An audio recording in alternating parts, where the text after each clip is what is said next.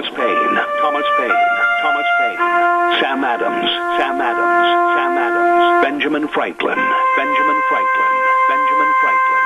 These men spoke up for what they thought was right. From their courage came such documents as the Declaration of Independence and the Constitution of the United States. From their willingness to speak what was sometimes unpopular but right, we enjoy such liberties as freedom of speech, the right to keep and bear arms, and freedom of religion. There are those who still wish to oppress our freedoms, and there are still patriots willing to stand up and defend life, liberty, and the pursuit of happiness. Men like Zeb Bell, who honor our founding fathers and what they stood for. It's now time for Zeb at the ranch, speaking up and defending your freedoms. Brought to you by Magic Valley Les Schwab Tire Centers and all of the other great advertisers on the program. And now, Zeb Bell. American cowboy and philosopher Will Rogers said it best, and it's applicable to today. People are taking their comedians seriously, and the politicians as a joke. I can't agree more. Good morning, everybody. Here comes Kate Smith and God Bless America, followed by a patriot to call in with our Pledge of Allegiance. Good morning, good morning.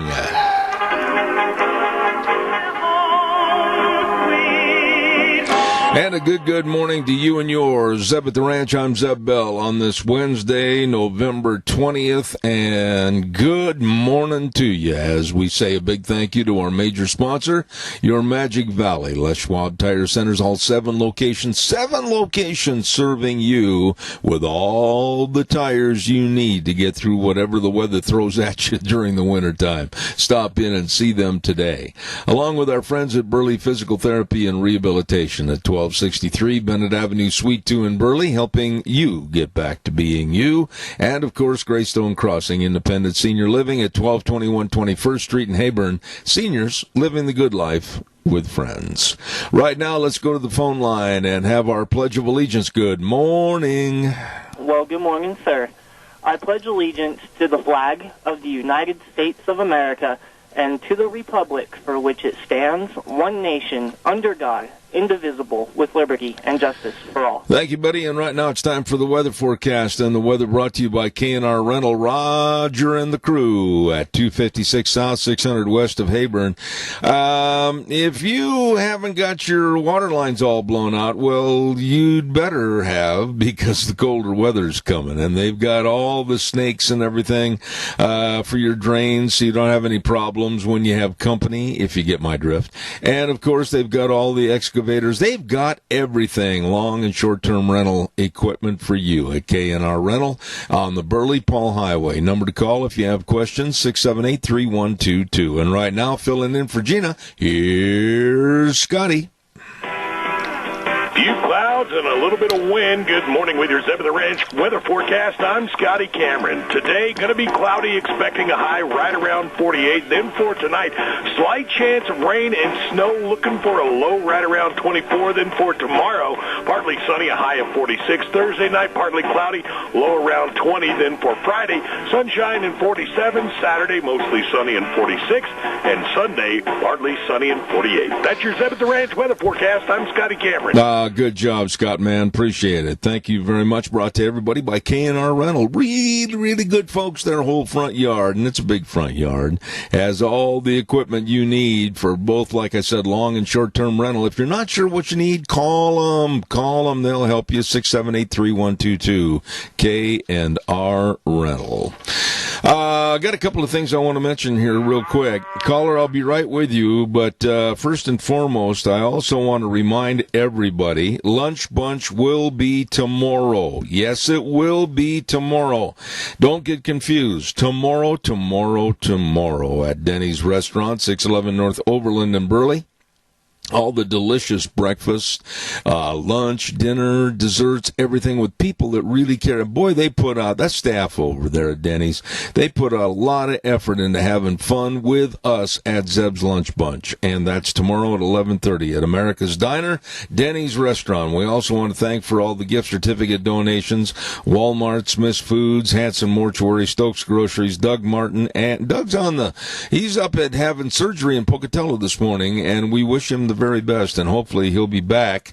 It's just kind of an in and out type thing. He'll be back for tomorrow. And of course, Denny's Restaurant, America's Diner, and that's 611 North Overland in Burley. Caller, good morning. You're on the air. Good morning, Zeb. Yes. You know, I don't believe in ghosts. I don't know whether you do or not, but I do not believe in them. And I do not believe in whistleblowers that do not exist.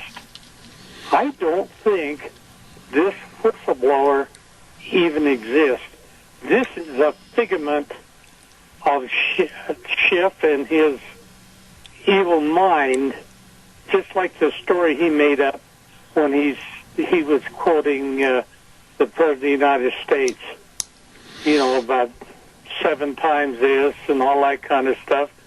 He just makes this stuff up as he goes along, and the reason why I believe the way I believe is because every time that word comes up, maybe of exposing him, he shuts it down immediately. Well, okay, let's just look at this thing from an objective viewpoint. Number one, the original claim was that a whistleblower had overheard part of the conversation with President Trump and President Zelensky of the Ukraine, that supposed whistleblower thought was not on the correct side of the page, supposedly. Well, this thing has been exacerbated to the point where Adam Schiff has taken it upon himself to be the judge, jury, and executioner, and I'm like you.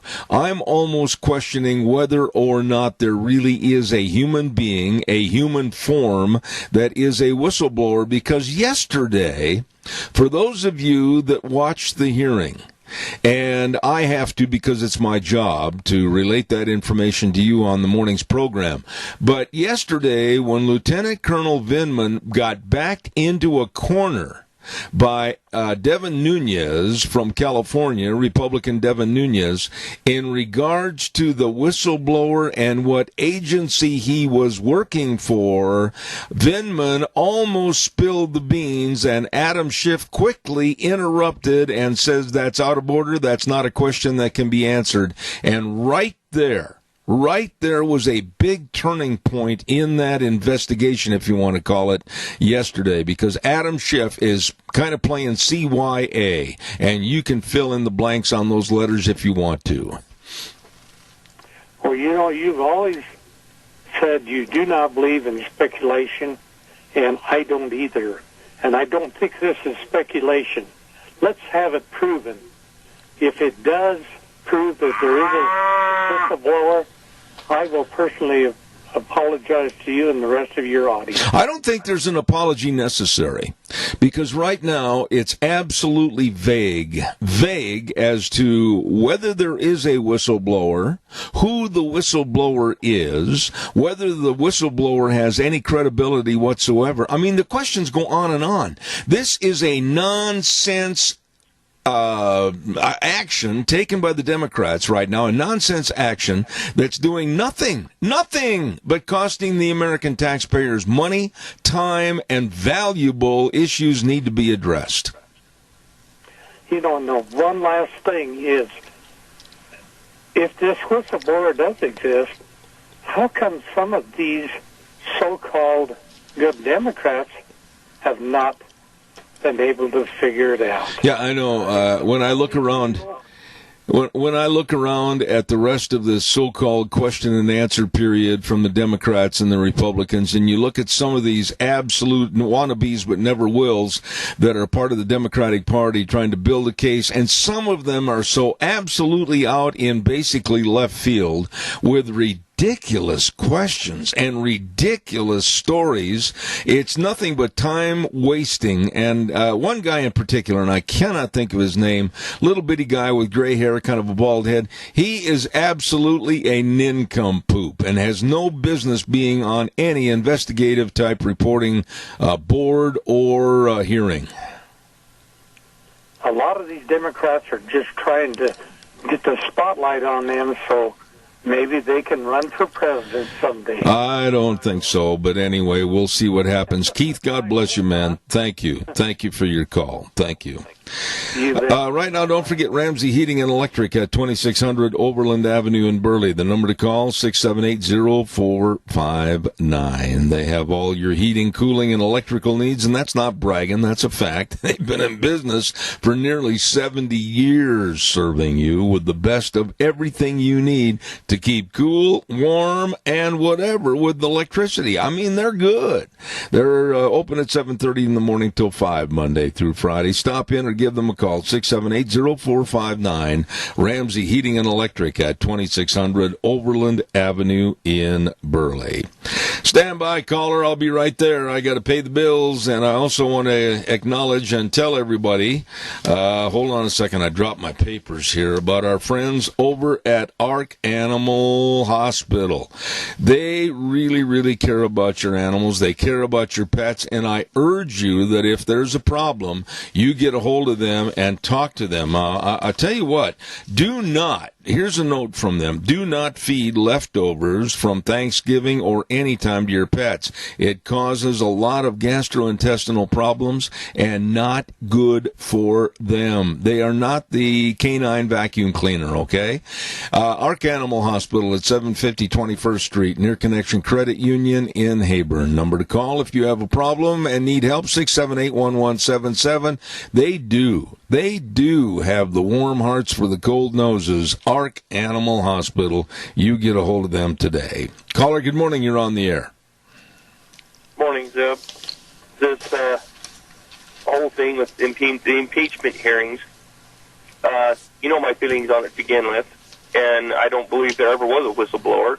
It was a CYA from the very get-go when people asked who this whistleblower was. However, after listening to your program yesterday, I do believe it was your program yesterday, the more you think about it, the more that I hope it continues, because the way it's going to continue is it's going to bring a lot of ghosts out of a lot of people's closets, and there's going to be a lot of things uncovered that the Democratic Party don't want uncovered, and they'll do anything they can to keep covered up, just like yesterday with Schiff cutting off that Lieutenant guy. I can't remember his last name. Lieutenant Colonel Vindman. Lieutenant Colonel Vindman. The way it's going to play out, and I'm sure hoping so, and it'd be great if they went ahead with it and took it to both sides and actually had a real hearing instead of a kangaroo court or a closed session deal where the president gets to ask, his attorneys get to ask and call witnesses, and that would be really interesting to find out exactly whose neck deserves to be in the noose and who doesn't. Riley, I agree with you. A lot of things around. I agree with you. I think the Justice Department and other investigatory type committees and gatherings back there, especially with the Attorney General and some of the others that are investigating what took place prior to 2016 with the all the fake news reports, the fake, very horrendous stories against then candidate Trump. This has got to come out, and I think all roads, and you can mark my words on this and yell at me if I'm not right, all roads prior to 2016's election lead right smack to the front door of the Oval Office with President Obama. I agree with you. The only exception I would say is the Clintons, and I do believe Soros is deeply involved in it too, but the majority of it starts right there with Obama's presidency at the Oval Office, and he started it. And there's a whole lot of things that's going on in Washington, D.C. that they want to cover up from us stupid civilians who don't know any better. And that's the way they look at us. I feel that's honestly how they feel when they look at us, as just stupid people who don't know any better. And I'd really like to see how this played out. if that be the case. Well, I think we're going to see, Daley, and this one this morning with Ambassador Gordon Sondland. This is going to be, I think, a big hearing today, and I think that the Republicans have got their guns loaded with silver bullets from the Lone Ranger, and I think we're going to really see some changes and shakeups in testimony today. Riley, I got to run. God bless you, man. Thank you so much. Thank you. I'll be there in a moment, caller. Don't forget Dino's Septic Service. Absolutely the best at what they do. And by the way, I want to remind you from Dino's Septic Service, now is the time to make sure your septic tank is working okay. You don't want to wait until you're in the middle of Thanksgiving or Christmas and go, what is that smell? Well, you got a problem. Well, put off the problem and take care of the problem. Call Dino's Septic Service. Absolutely at 436-6526 or 678-1638 with a big truck that pulls in the yard that says smells cargo on the way. Dino's Septic Service, they are the best at what they do. I know somebody else that's doggone good at what they do too, and that's Rick over at Mountain Transmissions, 504 East Main Street in Burley. If your transmission in your vehicle is not doing what it's supposed to, you put it in drive and all of a sudden you're backing up, or vice versa. Free estimates and free diagnosis for all kinds of problems. You better check it out today at Mountain Transmissions. 678-9110. Rick and Mountain Transmissions wishing you and yours a very happy Thanksgiving. Caller, good morning. You're on the air. Good morning, Trevor. Hello, buddy. At the Burley Senior Center today, we are having roast beef, mashed taters and gravy, vegetables, salad, yummy desserts. And I want to add also the Wednesday before Thanksgiving, that'll be next Wednesday from 4 to 7:30. There's a Thanksgiving dinner that's no charge.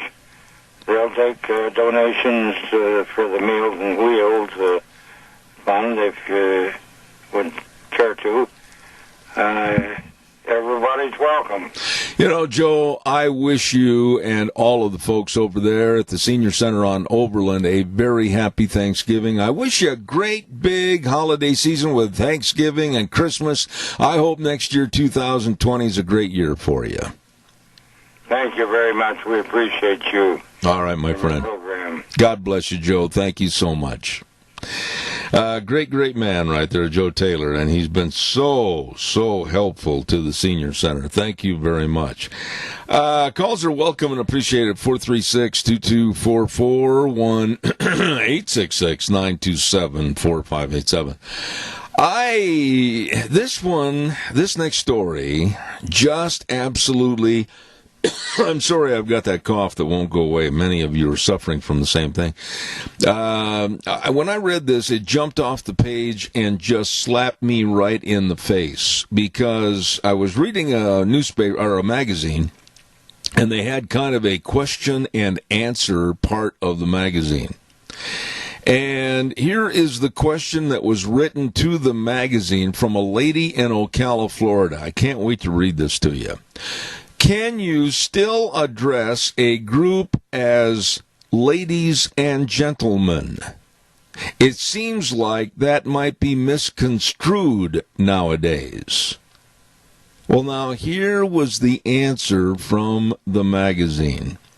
It said, management says that this new language of saying hello, everyone, is more welcoming than ladies and gentlemen, which they say belongs to yesterday. And then they go on to say, the beauty of hello, everyone, is that it speaks to all of us, including men, women, and those who identify as gender fluid or non-binary. We must all mind the gap. So it's kind to include all of us, regardless of your pronouns. Are you kidding me? You know, I'm just going to say this, and I will never change. I have said good evening and good afternoon, literally, to the beginning of thousands and thousands and thousands of performances. Good evening, ladies and gentlemen. Good afternoon, ladies and gentlemen. And I will not change that whatsoever. These people that say, well, that's speech of yesterday, and we have to be more concerned to be more inclusive and just say something like, hello, everyone. Not going to happen. I am not going to fall into this trap of trying to be very, very cautious about the English language and what's acceptable and not. Not going to do it. And I refuse to listen to this garbage of, oh, well, you said, ladies and gentlemen, you made an assumption. Well, I do make an assumption. I make the assumption based on science there are only two genders, ladies and gentlemen. And that's the way it's going to stay. I mean, this gender fluid or non-binary garbage, and that's what it is, garbage has got to stop. It's tearing apart a civilized society created by God, man and woman, and that's the way it is. Two genders, you don't like it, turn the dial. It's easy. Put your thumb and the forefinger on the dial, turn it to the left, and it should turn your radio off. Calls welcome, 436-2244, 1-866-927-4587. Happy Thanksgiving from Butte Irrigation at 116 South, 600 West of Paul, and also on Kimberly Road by Red Cap Corner. Butte Irrigation, boy, I tell you what, they will get you wet. They've got all the parts you need for irrigation at Butte Irrigation. Wishing you a happy Thanksgiving. Golden Valley Warehouse, 1000 South, 468 West of Burley. Man, they've been just great to work with over the many, many years, owned by the Adams family, and they are the quality seed location for barley, wheat, triticale, oats, alfalfa, you name it, at Golden Valley Warehouse. And Vicky's Country Garden. Hello, Vicky, at 185 South, 600 South of Paul. And boy, Vicky's Country Garden, they've got gift certificates that are great stocking stuffers. You bet, for Christmas. Get a hold of her today. Wishing you a happy Thanksgiving, Vicky's Country Garden. Caller, good morning. You're on the air. Yes, good morning, Zeb. You know, another little issue is this United Nations is complaining about how the United States is taking care of all these invaders that are coming across our borders. Well, the United Nations is made up of many different nations. Why don't they start taking these people into their countries instead of criticizing us for the expense that it's costing the taxpayers to support these people that don't belong here in the first place? There's no question about it, Tony, and I'll go a step further. By the way, it sounds like you're on a different telephone. We're really having a hard time getting you clear on the air, so you might check your phone. But as far as these other countries and the United Nations, you know, I believe in people pulling themselves up by their own bootstraps and taking care of their own people. I don't care what country it is. I don't care what part of the globe it's on. I just think that it's ridiculous to think that the United States can be the sponge and take care of everyone coming into this country. It's ridiculous, it's asinine, and it's not economically feasible. And every country, according to the United Nations, should look at themselves and say, whoa, we've got to do something to help our people instead of just shifting them off into another part of the planet. Well, the United Nations seems like they're united against the United States and wants to bring us down just as much as these foreign countries do. They absolutely do, and I agree with you. We need to talk a little bit, maybe sometime after the program. Phone sounds a little different, it's fuzzy. Give me a call. Tony, God bless you, man. Thanks for everything. Okay, Jeff. All right, thank you. Calls welcome, 436-2244, 1-866-927-4587. Ladies and gentlemen, please call. How many of you, honestly, I want you to call me and tell me, oh, I'm so offended. I am so offended that you said ladies and gentlemen. Really? Give me a break. You know, you just got to, sooner or later, put a little bitty line in the sand. And you've got to have all your ducks in a row and say, I'm not going to adhere to this. I'm not going to change my value system for that. These are the things I'm going to do. And nobody in a free country is going to change me. And they're certainly not going to regulate my verbiage as far as what I say and how I say it, as long as I'm polite and I just adhere to the facts of science. Thank you. Calls welcome, 436-2244, 1-866-927-4587. Don't forget, every Monday we give away a dozen cookies to Sophie's Chatterbox right there on the square in Rupert at 530 East Street. Delicious cookies, and what a great restaurant they have, too, at Sophie's Chatterbox. Mondays at 8:30, don't forget we give away the cookies. Good morning, caller. You're on the air. Good morning, Zeb. I am very offended by these people trying to change everything that we know. I mean, it's not, like trying to say there's more than two genders. There are only two genders, male and female, and I'm also very offended by all these lies that are being circulated against our president in the kangaroo court that's going on. Yeah. The kangaroo court that's going on in reference to the impeachment inquiry, and it's honestly, Hollywood could not write a script that is as absolutely ridiculous as this one is. It's almost like watching a bad Hollywood production. Yeah, Rod, you're not kidding.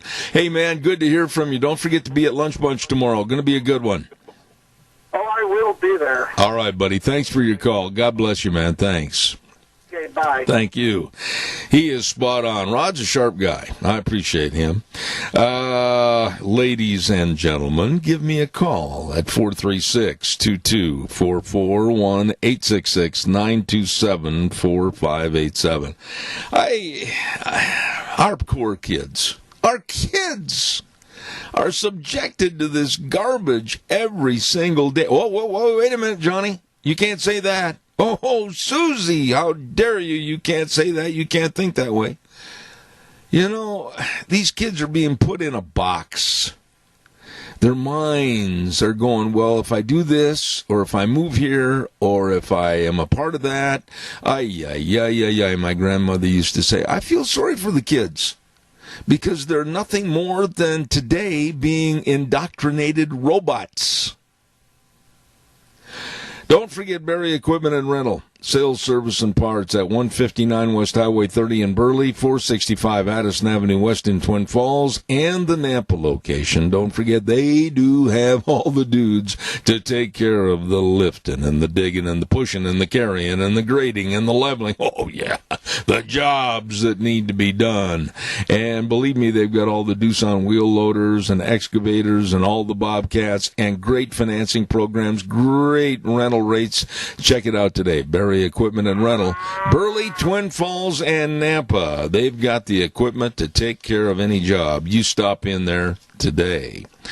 Caller, good morning. You're on the air. Good morning. How much more gracious can you be than to address people as ladies and gentlemen, or boys and girls, depending on the crowd you're speaking of?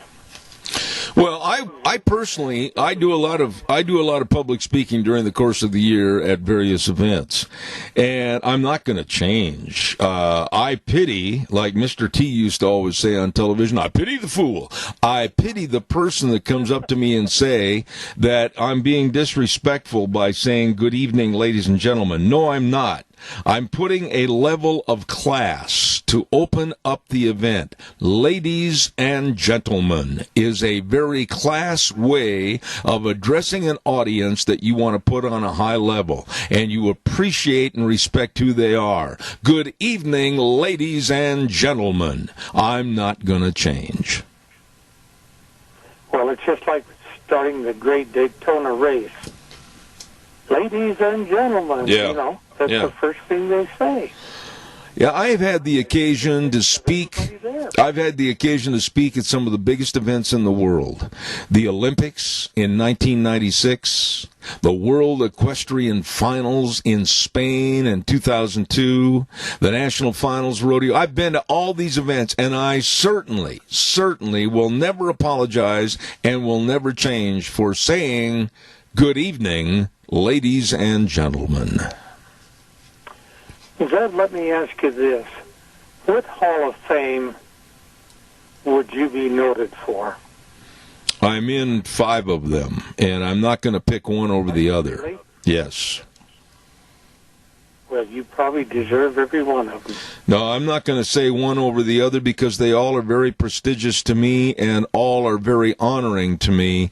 And for me to say one over the other would not be fair and it wouldn't be professional. They all have taken the time and effort to honor me, and I thank them.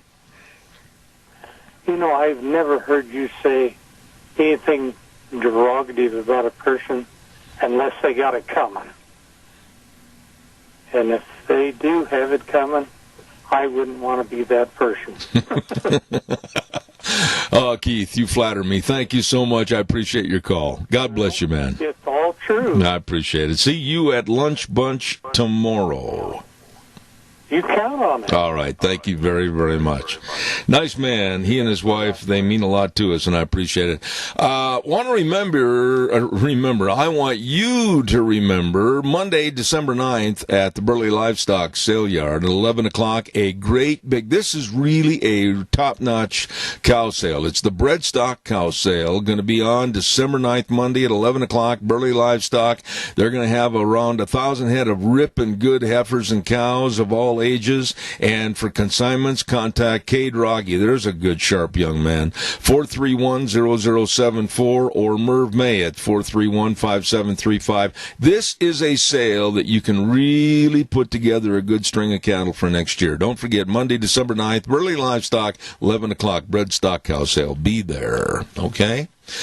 Calls are welcome, 436-2244, 1-866-927-4587. Ladies and gentlemen, please call me. I would appreciate it.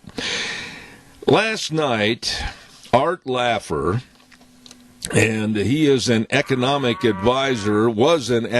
advisor to the late, great President Ronald Reagan, was speaking at a college, or at least trying to speak at a college back in New York State. And caller, hang on just a minute, I'll be right with you.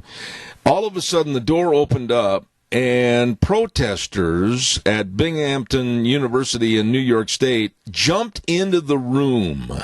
Some of them wearing black garb of Antifa with black masks and everything, jumped up on the desk and started yelling and screaming and cursing, and they had to issue Mr. Art Laffer out of the room. All he was going to be talking about was economics, and these protesters absolutely disrupted the whole thing, and they had to shut it down. They even had to, with the campus police and security, had to issue the news media out of the room for fear of their safety.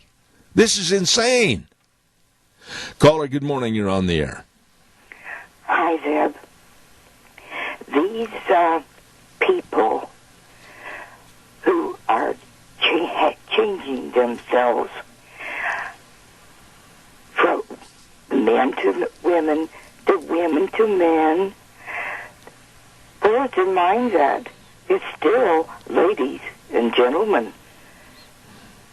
Well, it always will be. You know, for us to... Third, people. Yeah. Whatever you want to call them. Genders, whatever you want to call them. There are two genders, men and women. God doesn't make mistakes. He created this in His own image. That it's their own minds. I want to be a woman. I want to be a man. Well, it's still ladies and gentlemen, no matter how you call it. You know, you're spot on, but you know, the thing that gripes me, and there was a front page story by our liberal rag, the Times News this morning, about transgenderism and everything.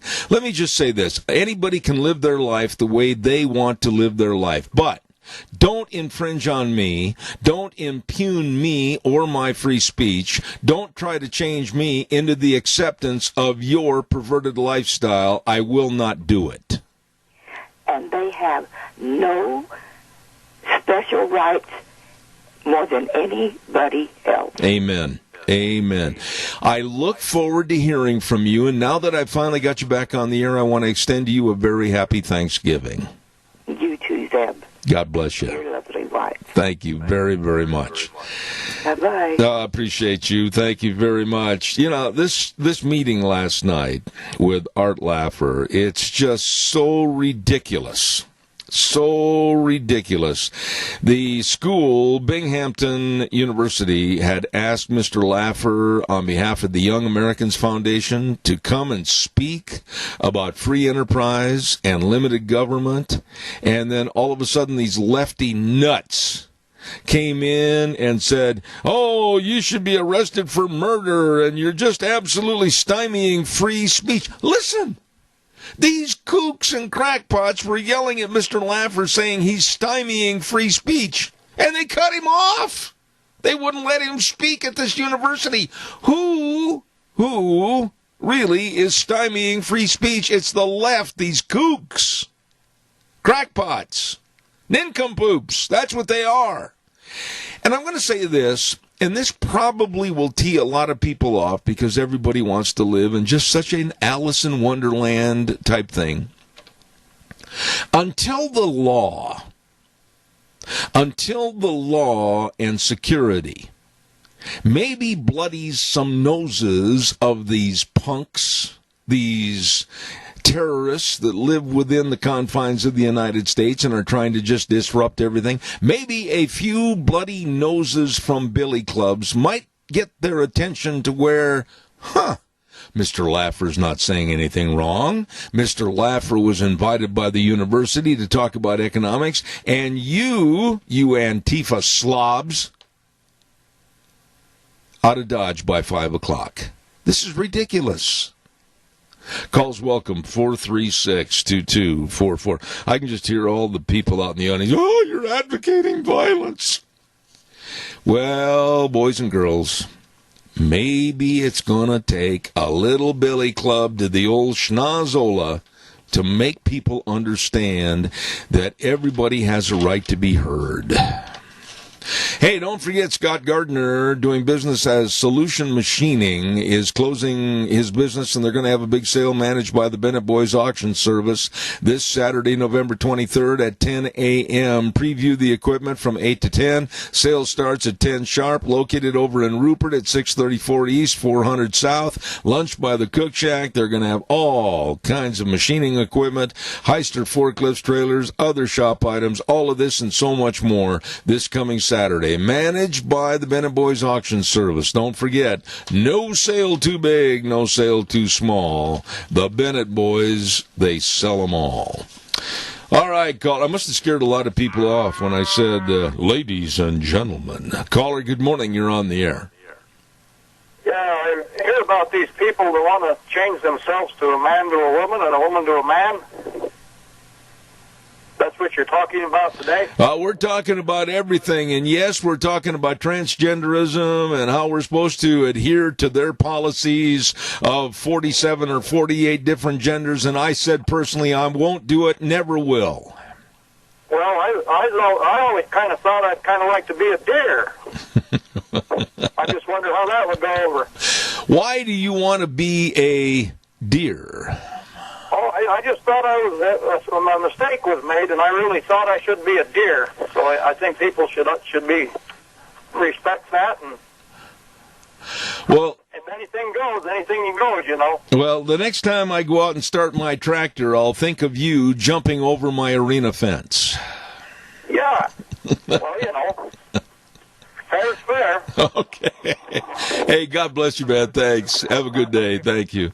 Yeah, the absolute irresponsibility, if you will, And the lack of any scientific thought or basis for this ridiculous attitude, it just absolutely is pathetic. And for them to say, oh, we can't say ladies and gentlemen anymore. Why? We're being disrespectful of the gender fluid or non-binary. I don't care. Write that down. I don't care. I respect the genders as God created man and woman. And I will not disrespect God by saying or adding or changing anything to what he did. I don't care. Caller, good morning. You're on the air. Yes. I'd like to pose a question to the ladies and gentlemen of your audience.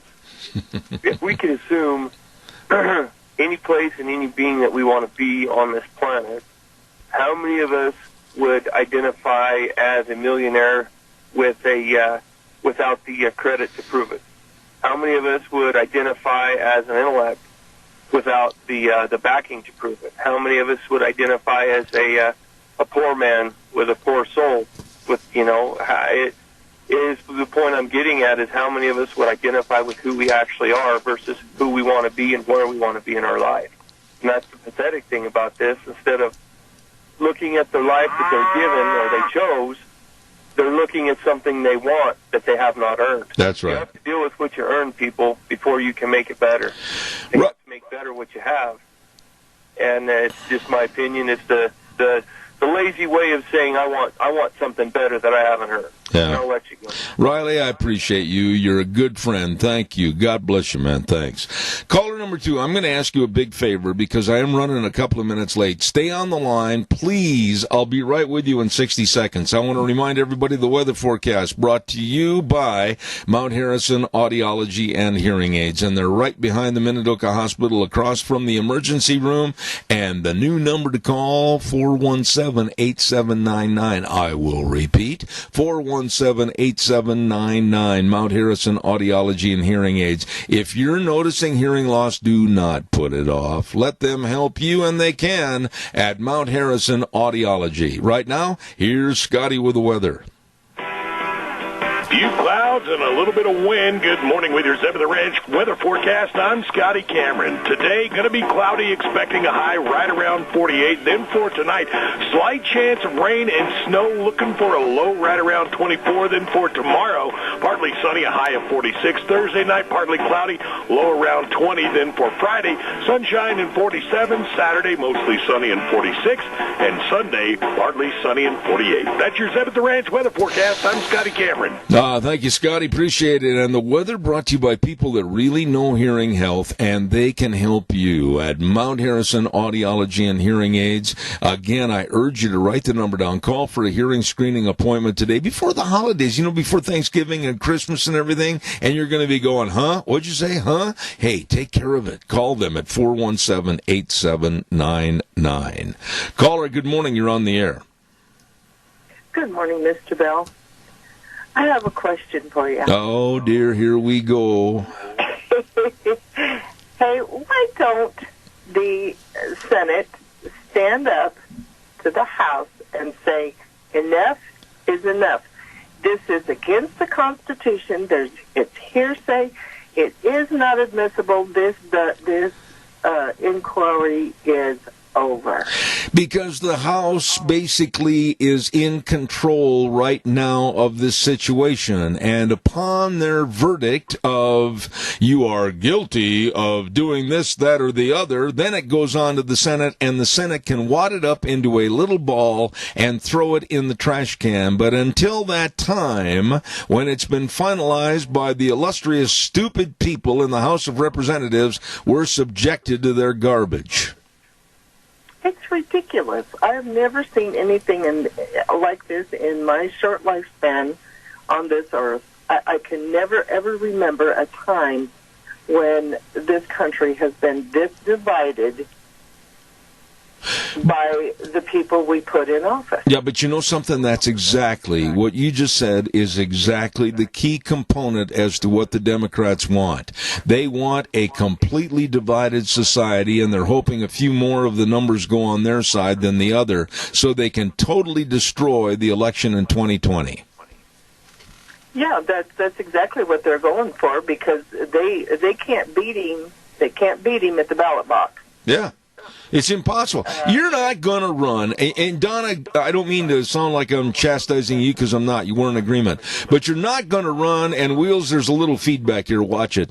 You're not going to run a Warren or a Cory Booker or a Biden or a Bernie Sanders. You're not going to run anybody like that against President Trump and beat him. How can they? What have they got to stand on? The economy? Are you kidding me?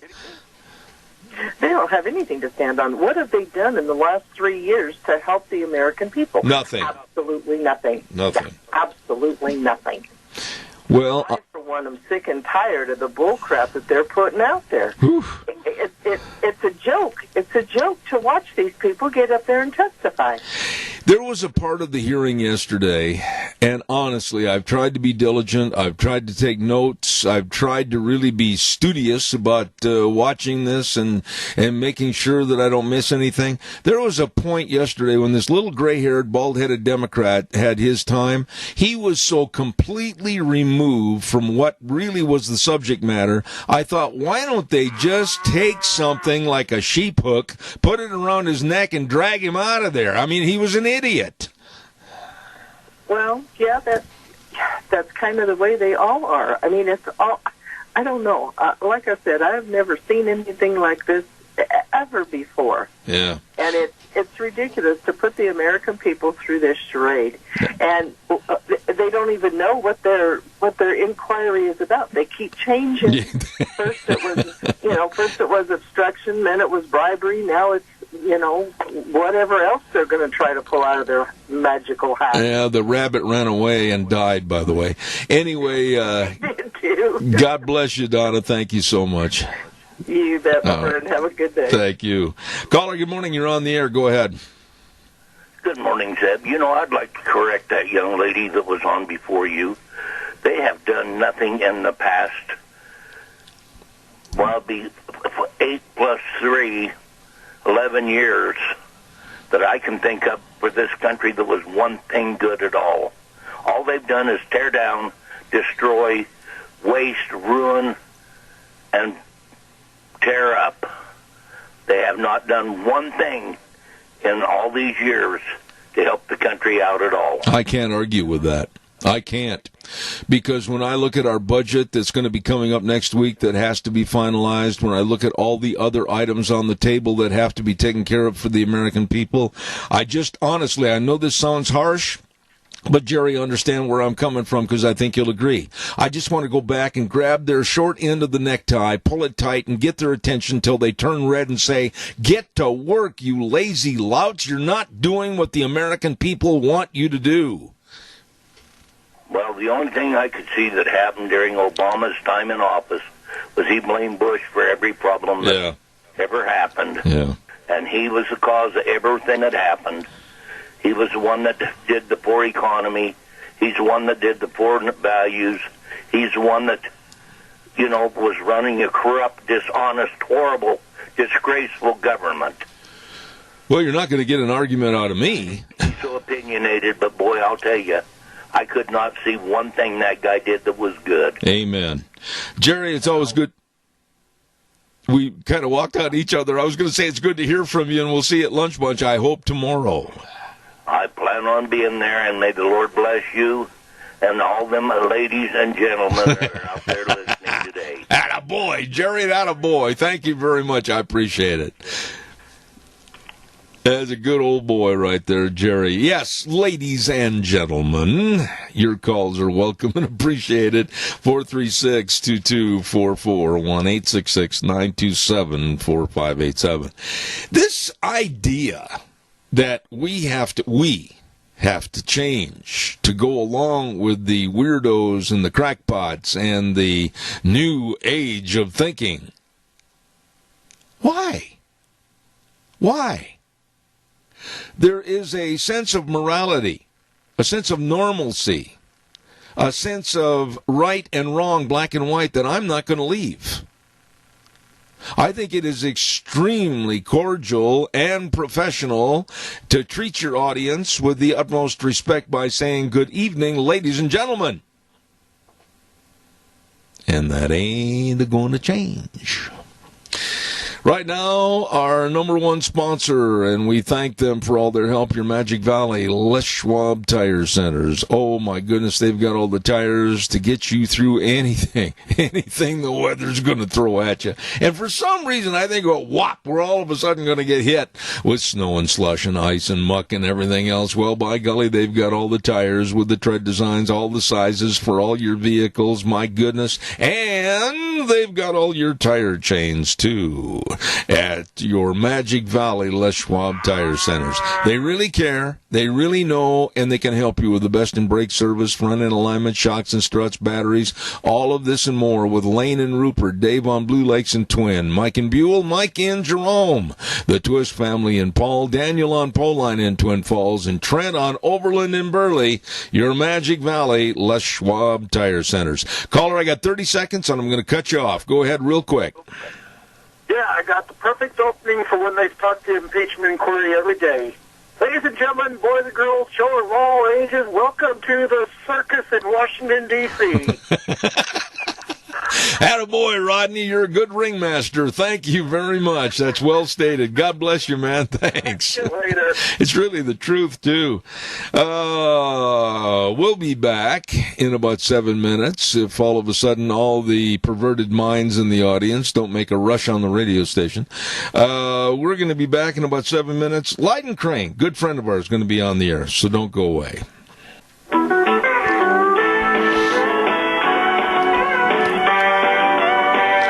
Good morning. Cloudy outside, and we're going to have one of Scotty's weather forecasts coming up in just a little bit. Zeb at the Ranch with our major sponsor, your Magic Valley Les Schwab Tire Centers. All 7 locations serving you with the best of tires for your wintertime driving. You stop in and see them today. Along with Burley Physical Therapy and Rehabilitation at 1263 Bennett Avenue, Suite 2 in Burley, helping you get back to being you. And Greystone Crossing Independent Senior Living at 1221 21st Street in Hayburn. Seniors living the good life with friends. Right now, Wheels, old buddy. How about this word for Western Waste? From the canyons of the Snake River and all across southern Idaho, we're all at the Georgia struggle. Western Waste Services, we care about our community, our resources, and this free land. Western Waste Services is lending a hand. Always at Georgia struggle. Western Waste Services. Oh, man, garbage, trash. Well, they love trash. They love garbage, and they'll take care of it for you, Western Waste Services. And the number to call, 734-6969. Whether you're a home or a business, a farm or retail, give them a call. They'll come help you with your garbage, always at your disposal. 734-6969. Western Waste Services, really good people. By the way, too, as I tipped over almost everything on my desk, not very handy this morning, I want to remind you about our friends over at Burley Physical Therapy and Rehabilitation. Holy smokes, have they done the job to help me. My legs, my hips, and everything, they really did a lot to help me become more mobile. And if you've got aching and paining, I urge you to get a hold of them, recovering from a surgery or maybe from an accident. Burley Physical Therapy and Rehabilitation at 1263 Bennett Avenue, Suite 2 in Burley. The number to call, make an appointment, and let them help you get back to being you. 678-1191. I'll repeat that number, 678-1191. The best serving you. Burley Physical Therapy and Rehabilitation, 1263 Bennett Avenue, Suite 2 in Burley. Also, want to take just a moment real quick to tell you about our friends over at Hanson Mortuary at 710 6th Street in Rupert with Joel Heward, his family and his staff serving you. And like I've said just literally thousands of times on this program, when there's the passing of a loved one, everything is just absolutely up in the air. You don't know what needs to be done in such a short period of time. Stop. Call Hanson Mortuary at 436-5636. They always serve the families with the best possible support and comfort, and upholding the highest ethical standards with unquestioned integrity. Hanson Mortuary, 710 6th Street in Rupert, 436-5636. And Joel Heward also serving you and your family at Morrison Payne Funeral Home on East Main in Burley. Right now, let's go to the phone line. And this young man is one of the sharpest young men that I know. And he is a part of the firm called Phillips Oakes Goodwin Crane and Company. And a very, very sharp young man that wants to talk to us about the Center for Self-Governance and the Crane family, with a big invitation for the public to attend a special documentary film showing on this Friday. Good morning, Lyden Crane. Good morning, Zeb. How are you? Good, sir. Thank you. Good. Yes, I thank you for having me on your show this morning. I appreciate the chance to come on and talk to everybody. I hope everybody's getting ready for Thanksgiving. I'm trying to lose weight so that I can gain it all back here in the next couple weeks. You're doing this all wrong, Lyden. In order to train for Thanksgiving properly, you must eat more every day to stretch out the ways and bounds of your stomach.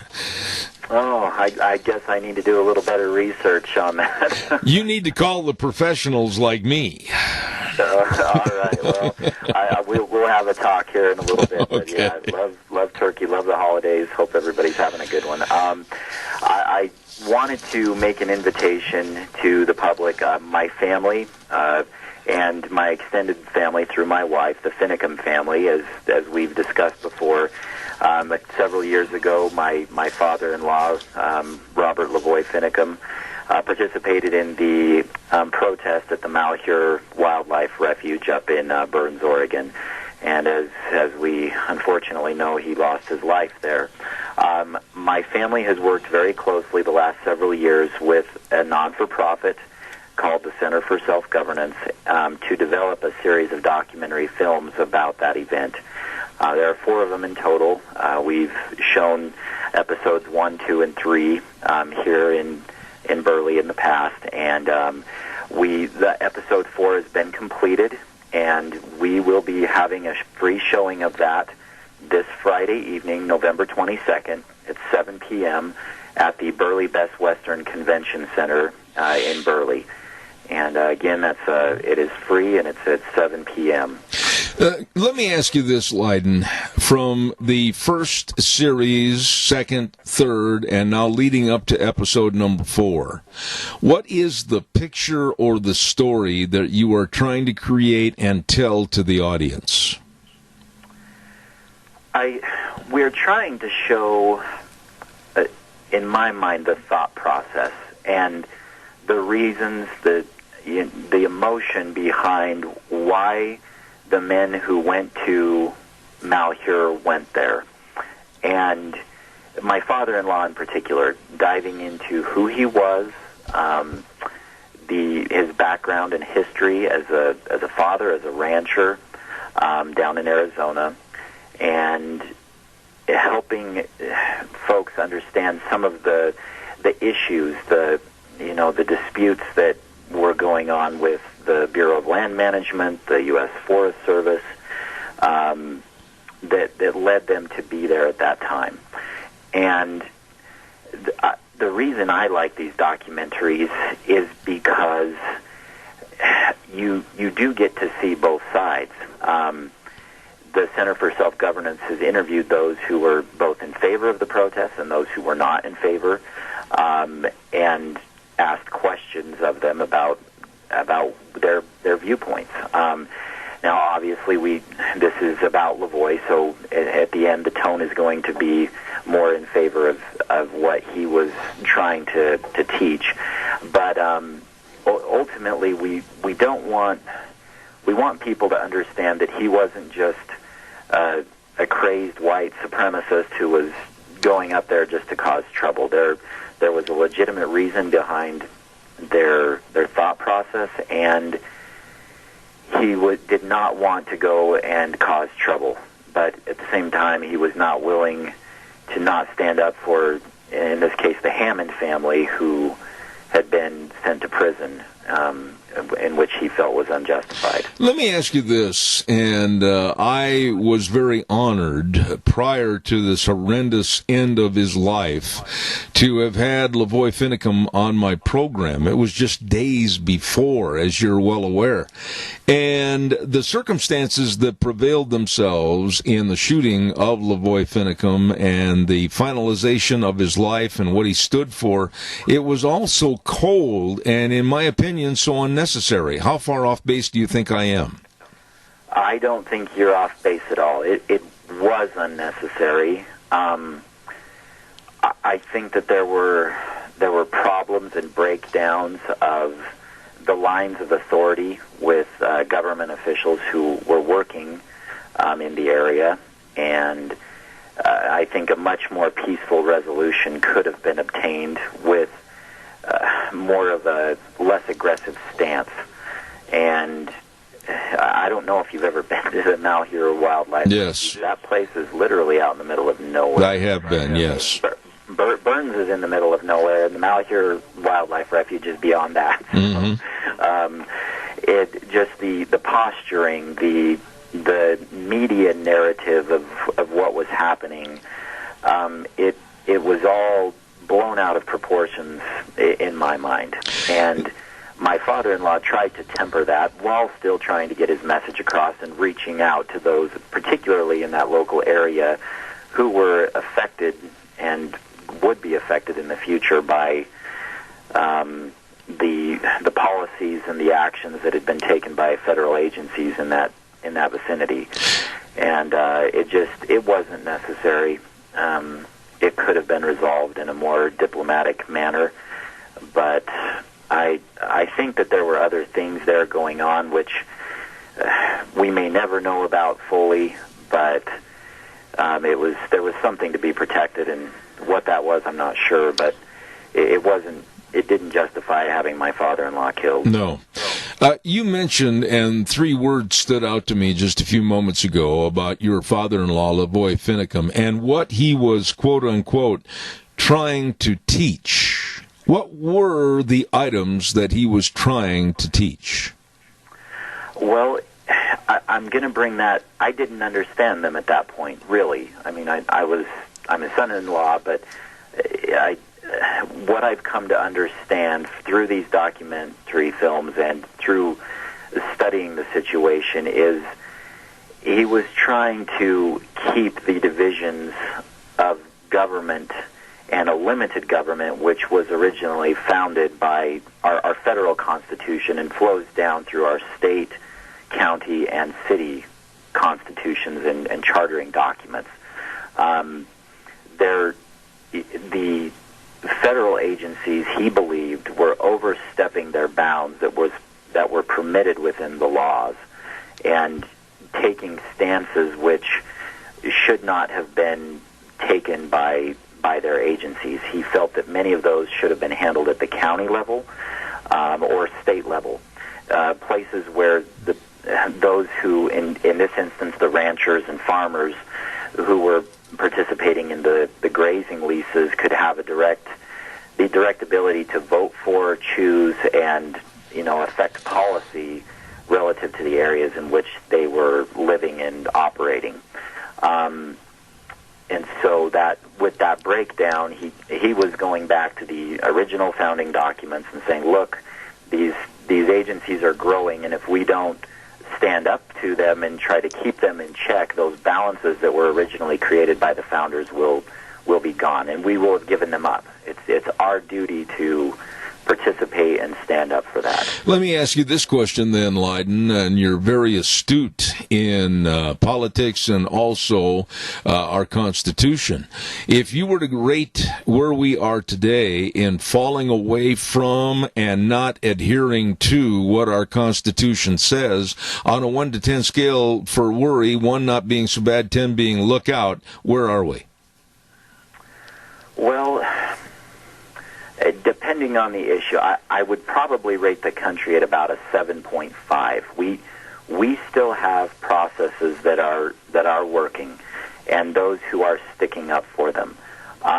The beauty of what the founders did is it is difficult to destroy, and it gives a lot of power to multiple entities, and whether it be state, county, federal. There's a lot to overcome to jump over those barriers. And so they still exist. They're still being enforced in a lot of instances. But there are those, and from the Center of Self-Governance, we call these people marble cake federalists. They're people who are trying to blur and change those boundaries out of efficiency, out of desire for more power and control. And they are out there, and they are working constantly, and they have infiltrated. I think it's not a political party; it's more of a mindset, and they're trying to influence all parts of our life to break those boundaries down and get things under one order, one government that can be controlled by a certain group of people.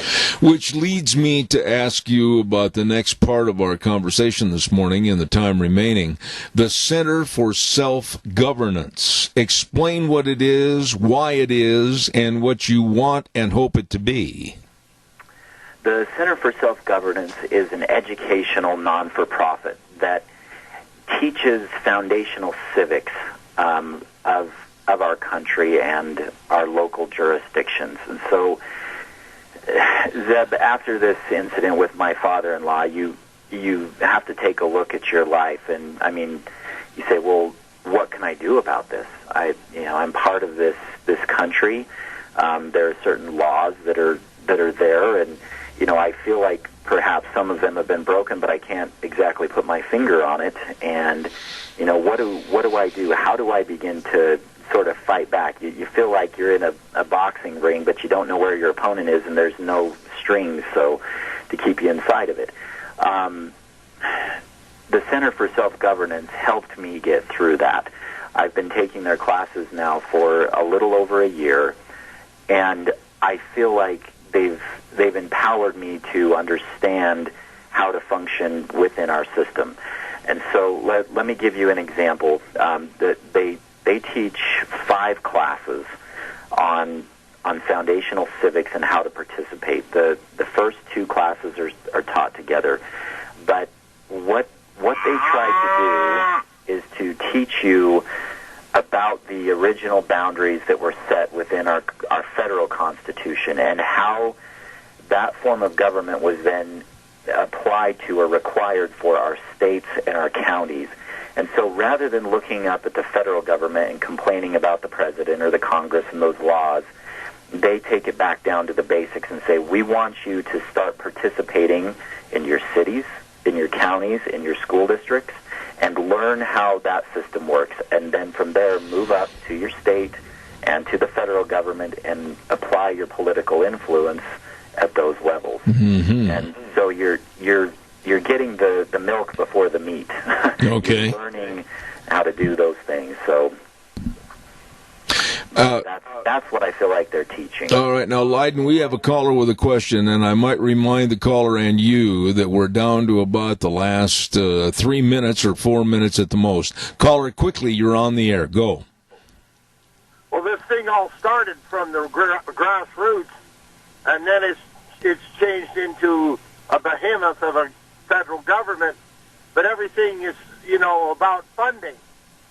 And it's just like over in Malheur County, the sheriff didn't do his job, and he's the head of the sovereign county of Malheur, and he didn't do his job because he was compromised.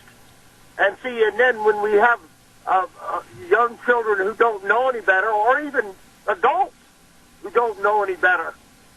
It's easy to fool them and mislead them and deceive them, just like what's going on right now with Mr. Schiff and this travesty. It's easy to fool fools. I'll hang up. Respond to the caller, please, Leiden. Randy brings up a great point. Appreciate him doing that. The sheriff in Malheur, I do feel, was compromised in that there was a blurring of the boundary, even within his county with who he was hired. There was one particular judge who had more control than I believe he should have, based on the way a county is supposed to be run. And then you have state and federal agencies, the FBI in this case, who came in and began running the operations.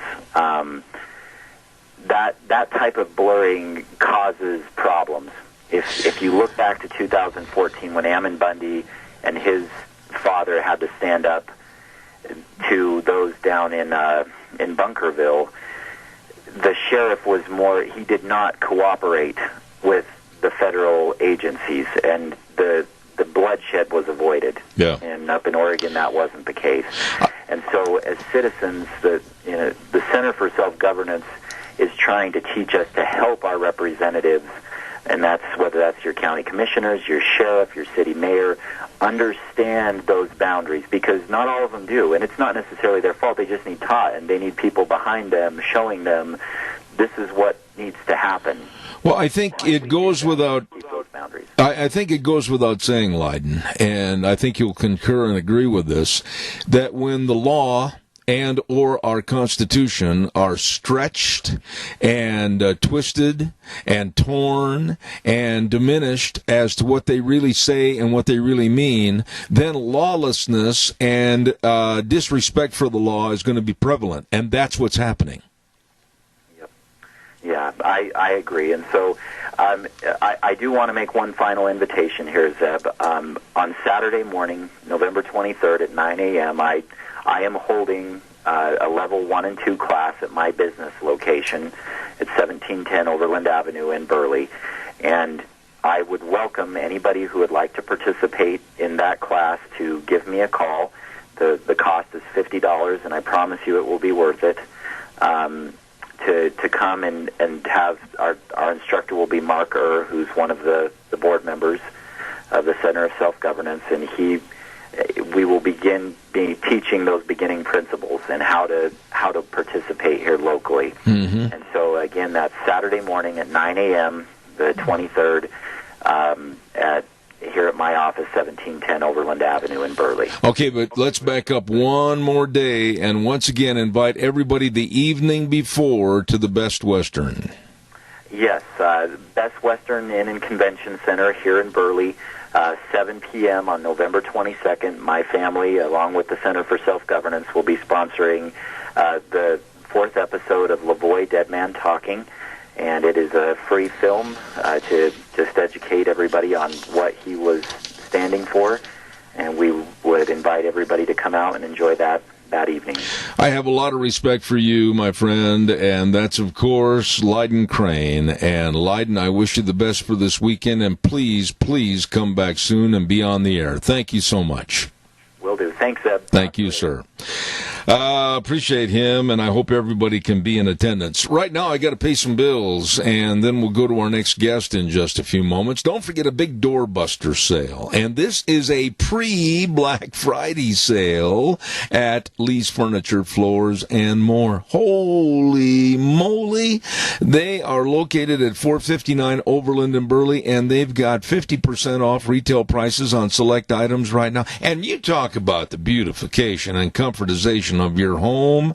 My goodness, all the carpet and all the floor coverings, and of course, don't forget all the furniture. And they've got, I think, the largest, and they will probably concur with me, selection of recliners anywhere, anytime. Go in and try one on that fits you. Excuse me for coughing, folks. That's the nature of the beast. And of course, they urge you to come on in, save money, and enjoy Lee's Furniture, Floors, and More at 459 Overland in Burley. You stop in and see those great folks today. I chuckled because I was holding that cough as long as I could, and then finally the cough won. Sorry about that. And by the way, too, before we go to our guest, I want to remind you about Let's Ride, 270 Highway 24 between Rupert and the World. Oh, yeah. They're open Monday through Friday, 9 to 6, Saturdays 9 to 4, and I urge you to stop over. We're going to be seeing some of that angel dandruff up in the hills, and then pretty quick you're going to say, get on the snow machine, Martha, here we go. Well, they've got all the snowmobiles, all the snow bikes, all the accessories. You better get in there today, and a super service department to keep you running. Let's Ride, 270 Highway 24 between Rupert and the World, and it's true, this is where the fun is sold. Wonderful people over there. While I hold my cough at bay, I also want to remind you about Cameron and Siemens Insurance, Highway 24 in Rupert. Hello, Todd. Hello, everybody. Wonderful people for you, your family, and your business. Life insurance, health insurance, retirement planning, employee benefits, all of this and more by folks that really are dedicated to serving you. All you have to do is just pick up the phone and make a call. Make an appointment, 436-4424. That number again, 436-4424. Cameron and Siemens Insurance, Highway 24 in Rupert. As I turn the microphone off and cough, I hate this cough. There's so many people that are suffering from that cough right now and kind of a cold situation, and I have a lot of empathy for you. Want to remind you quickly, tomorrow at 11:30, we're going to have our Zeb's Lunch Bunch at Denny's Restaurant, America's Diner, and we urge you to become a part of our Lunch Bunch family. We're going to be over there at 11:30, and we've got a lot of gift certificates to give away from Walmart, Smith's Foods, Hanson Mortuary, Stokes Groceries, Doug Martin, Denny's. Yeah, buddy. Come on over, 1130 611 North Overland in Burley tomorrow. Zeb's Lunch Bunch, my lunch bunch, at, of course, Denny's America's Diner. Going to be a lot of fun and really, really nice people there. Right now, a good friend of mine, very good friend of mine, Dave Bigo, suggested that I try to get a hold of this gentleman and have him on the air to talk about his book that he had written along with Benjamin Powell. I say good morning to Robert Lawson. How are you, Bob? Good morning, Zed. How are you doing? Well, not too bad, but right now I am very anxious to hear about your book that Dave Bigo just told me is wonderful, and he heard you speak about it.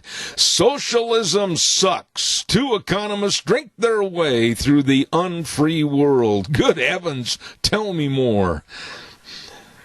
Yeah, well, Ben Powell and I are both professors of economics, and, you know, we write a lot of books and articles that no one reads. So we decided to write this book with the hope that somebody would read it. So we traveled to Cuba, Venezuela, Korea, Russia, drank our way through it, and kind of wrote a fun book, but about a deadly serious topic about how socialism ruins everything.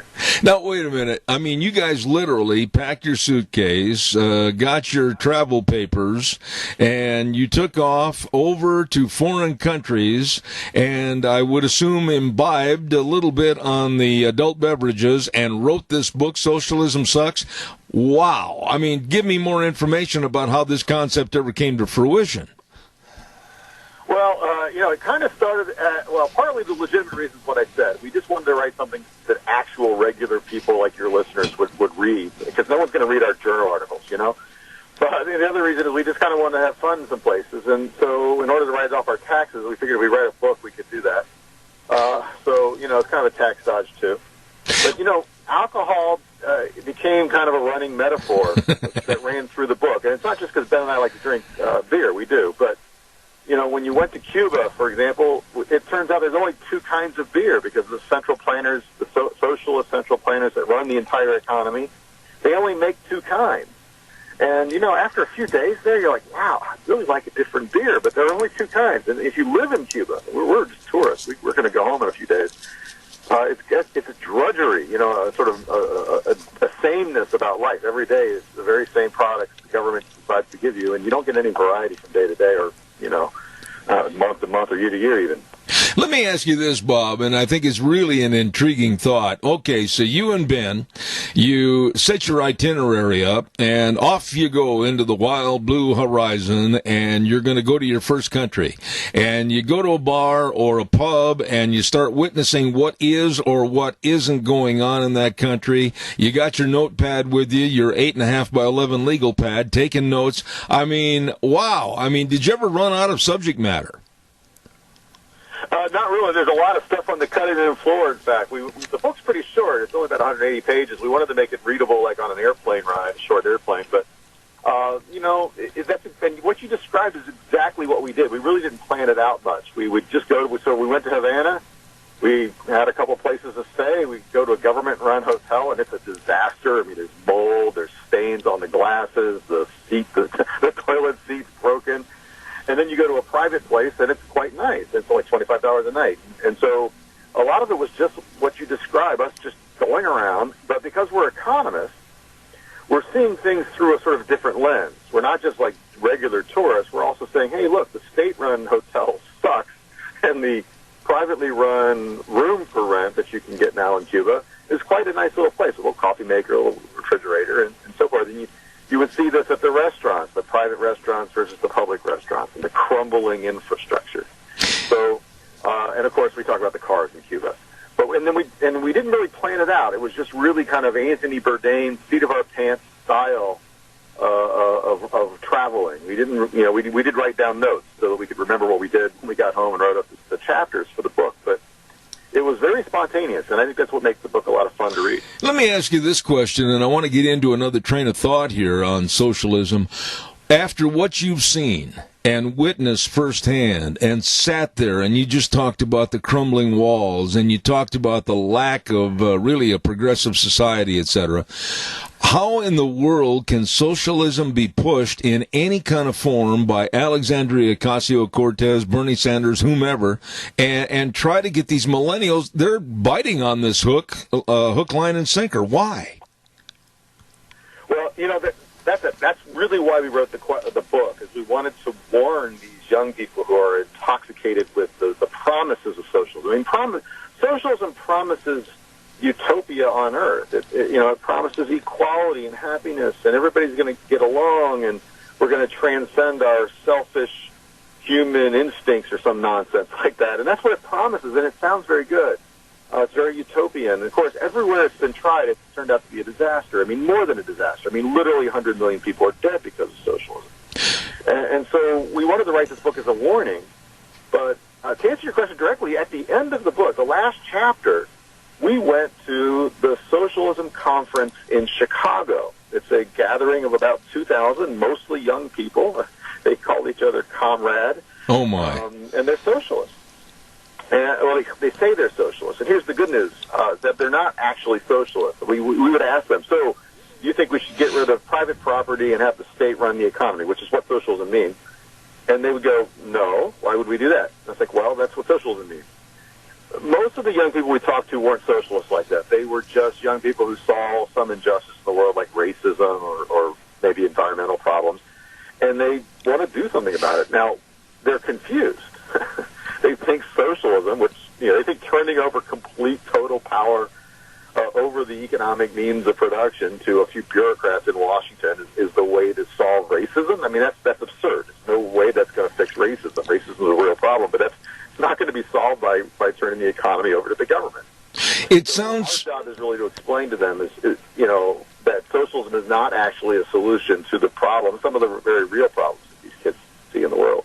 It sounds to me, and I wish we would have had time possibly to even visit prior to going on the air this morning. You're extremely well informed about what you saw and what you wrote about.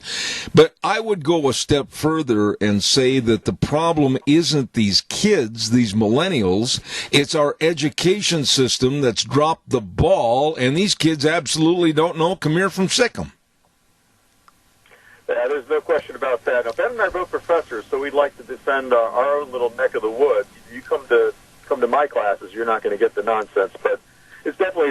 And I don't even think it's at the university level. It's really at the lower, the high school level. Right. I mean, kids simply taught that the government is this all-powerful savior. Any problem in the world, all we need to do is get a committee, pass a new law, and that's going to fix the problem. And it doesn't work. And it doesn't work for reasons that economists know about. We know why central planning economic systems doesn't work. We've got books and books and books and written about this. But it's a very seductive thing, and our educational system doesn't teach these people about why central planning fails. It fails everywhere it's been tried, and for reasons we know about, but we just don't teach it. Well, okay, Bob, wait a minute. Back to your school, back to your classroom.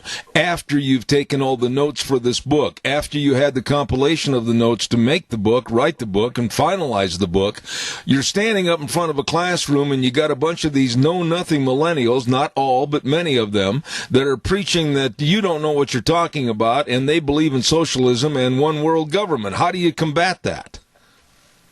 Well, again, it's not something I run into much. But again, I work at SMU in Dallas and Ben's in Texas Tech in Lubbock, and I'm pretty sure it'd be different if we were teaching in Vermont. The good news is, being economists, teaching in business schools, we're able to get, frankly, the sane ones. The real problems that you're identifying are in the humanities, in English and history. And I don't have a good solution for that. But I'm agreeing with you that it's an absolute problem in certain areas. But my advice to young people who don't want to be indoctrinated is to stay out of English and history and go to the business school or economics, and avoid all that nonsense. Bob, the history and English are losing majors. People are voting with their feet. They're leaving those majors to go to more practical and less ideological fields like engineering and business. I would be amiss if I didn't ask you, as a teacher of economics, where are we today? Are you happy with where we're headed with the Trump administration and a kind of a rerouting of our economy on the upscale? Where do you think we are? Well, as far as the current policies going, there's some good things and some bad things from my point of view. There's no question that I think the tax law change was a good change. Simplifying and lowering rates is a good thing. Every time we can do it, we should do it. There's certainly a lot of regulatory changes that have been positive. Under both Bush and Obama, we layered on lots and lots of extremely costly regulations on businesses that really had no value. It's one thing to put a regulation on a business if it brings some value, but these were just costly regulations that didn't do any good. I got to say that on the negative side, though, the saber rattling over trade policy, I think, is a bad idea. I think the history of trade policy tells me, anyway, that trade wars don't end well. And I understand the argument that the Trump administration is using, that we need to hit China so that they give us a better deal. But the reality is, every time this has been tried in the history of trade policy, it usually gets the worst deal. So I'm afraid we've thrown out a lot of good hard work on moving towards a freer trade world. But every president, if the ones I like, the ones I don't like, there's always pluses and minuses, and this one's no different than the rest. I have to ask you possibly the most important question of this entire interview, and I want you to really sit back and give me a real straightforward, honest answer. What country had the best beer? Ironically, for our travels, it was either Chicago, because it's the United States, but ironically, it was China. And the reason for that is China is fake socialism. That's the title of the chapter. Now, they're still a totalitarian political state, but they've moved towards a market economy, and it's such a large economy that people import. So you go to China, you get the best selection of American craft beer, Belgian beers, European beers, all the Asian beers. So in terms of just walking into a place and just seeing an incredible variety and array of great world beers, China was as good as you're going to find anywhere in the world. Wow. And what was the biggest surprise to you and Benjamin? When you started this journey, what really kind of reached out and slapped you in the forehead and said, holy smokes, I didn't expect that? Well, I don't think it was a surprise, because we knew we were getting into, but we went to the bridges that cross between Venezuela and Colombia. And without question, the absolutely horrific human rights crisis, where we witnessed, without exaggeration, tens of thousands of people on a daily basis crossing the border from Venezuela to Colombia to buy rice and beans and sugar for their families to live on. Wow. It was an emotional punch in my face, and there's just no excuse for it. This was not normal poverty that, unfortunately, it does exist still in the world, but this was middle-class people who were reduced to making 2 or 3 day trips, maybe 4, 5, 6 day round trips to get food for their families. I mean, it'd be like me. I'm in Florida right now. Maybe it'd be like me driving to you to get groceries. Mm-hmm. It's an absurd and unnecessary crisis, and it really affected both of us quite a lot. And I can't even imagine the emotion thinking back just a few short years ago that Venezuela was the hot spot for everybody to look up to because of their growing and glowing economy. Yeah, indeed. I mean, everyone's, look, socialism works. Well, what really worked is high oil prices. And the economy was crumbling all around them. And oil prices kind of propped it up for a little bit. But as soon as oil prices came down a little bit, the shell, the veneer was off. The reality is, food, they nationalized farms and food production's cratered. They've nationalized industries. I mean, it's not just that oil prices are down. Production is down by half in Venezuela. This is the country with the largest amount of reserves in the world, including Saudi Arabia. So there's just no excuse for them to be suffering the way they're suffering, except that the government decided to take over the economy, and that just ruins the economy. I mean, it's not really rocket science after seeing so many examples of failed central planning. To see it happen one more time is like a shrug almost, but it's apparently a lesson we got to keep talking about. Absolutely. The book is called Socialism Sucks by Benjamin Powell and Robert Lawson, who's with us on the air right now this morning. Tell me, where can my audience find the book?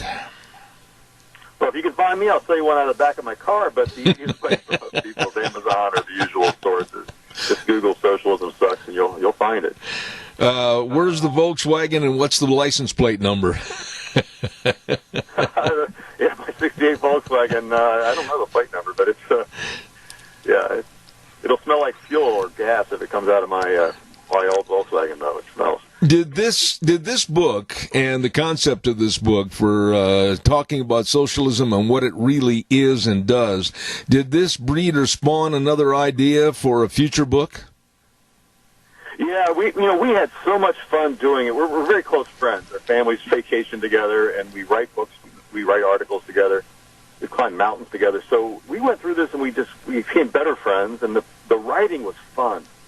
And then the publication process, Regnery is our publisher, they did a great job. I mean, the whole thing was just such a joy. And all these interviews are fun, too. So I think we're going to do another one. We haven't quite decided if we're going to do another socialism book, or we've even talked about maybe switching gears and doing, like, nationalism sucks, and maybe go to some right-wing places where the right-wingers are running things. And, it turns out it's not so much about left and right. It's about government top-down control. That ruins economies. Whether it's a left-wing ideology or a right-wing ideology, doesn't really matter as much. So we might do a right-wing version of this. Well, I certainly hope that you'll come back on this program again in the future. I've enjoyed the conversation, and Bob Lawson, God's blessings to you, and I hope the book Socialism Sucks absolutely sells out, and I look forward to the book number 2. Thank you so much. Thanks a lot. All right, sir. Socialism Sucks. 2 economists drink their way through the unfree world. Really, the concept and everything about what he's talking about, really interesting, and I'm going to have to check out that book. We've got time for calls after I have the weather forecast, and the weather brought to you this hour by Phillips Oaks, Goodwin, Crane, and Company. And, of course, they are the professionals providing accounting services to the Mini-Cash area for well over 50 years. That's right, over 50 years. Work with the best. Tax return preparation, tax planning, business consulting, retirement planning, all of this and so much more. Don't forget they've got offices in Burley and Rupert to serve you. Phillips, Oaks, Goodwin, Crane, and Company. Here's Scotty with the weather. Few clouds and a little bit of wind. Good morning with your Zeb of the Ranch weather forecast. I'm Scotty Cameron. Today, going to be cloudy, expecting a high right around 48. Then for tonight, slight chance of rain and snow, looking for a low right around 24. Then for tomorrow, partly sunny, a high of 46. Thursday night, partly cloudy, low around 20. Then for Friday, sunshine and 47. Saturday, mostly sunny and 46. And Sunday, partly sunny and 48. That's your Zeb at the Ranch weather forecast. I'm Scotty Cameron.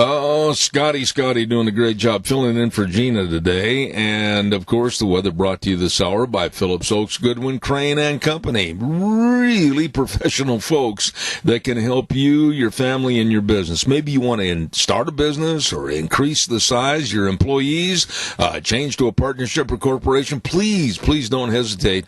Get a hold of them today. They are the best at what they do. Phillips Oaks, Goodwin, Crane, and Company, with offices in Burley and Rupert. As I said, I've got time for a couple of calls. Give me a jingle on the landline, 436-2244. 1-866-927-4587. You know, you got a cough and you got a cold and you don't want to cough on the air, and so you take these cough drops. And these are the most foul tasting cough drops I have ever put in my mouth. And you start salivating with a cough drop, and then you're trying to talk, and oh, brother. Talked to some people yesterday that have had this cough for 4 weeks, 5 weeks? My goodness, my heart goes out to you. Calls are welcome, 436-2244, 1-866-927-4587. Give me a call. I'd love to visit with you. Caller, good morning. You're on the air.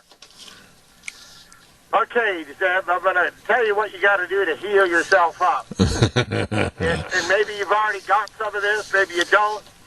But, you know, you have to get real garlic capsules that have real garlic oil in them.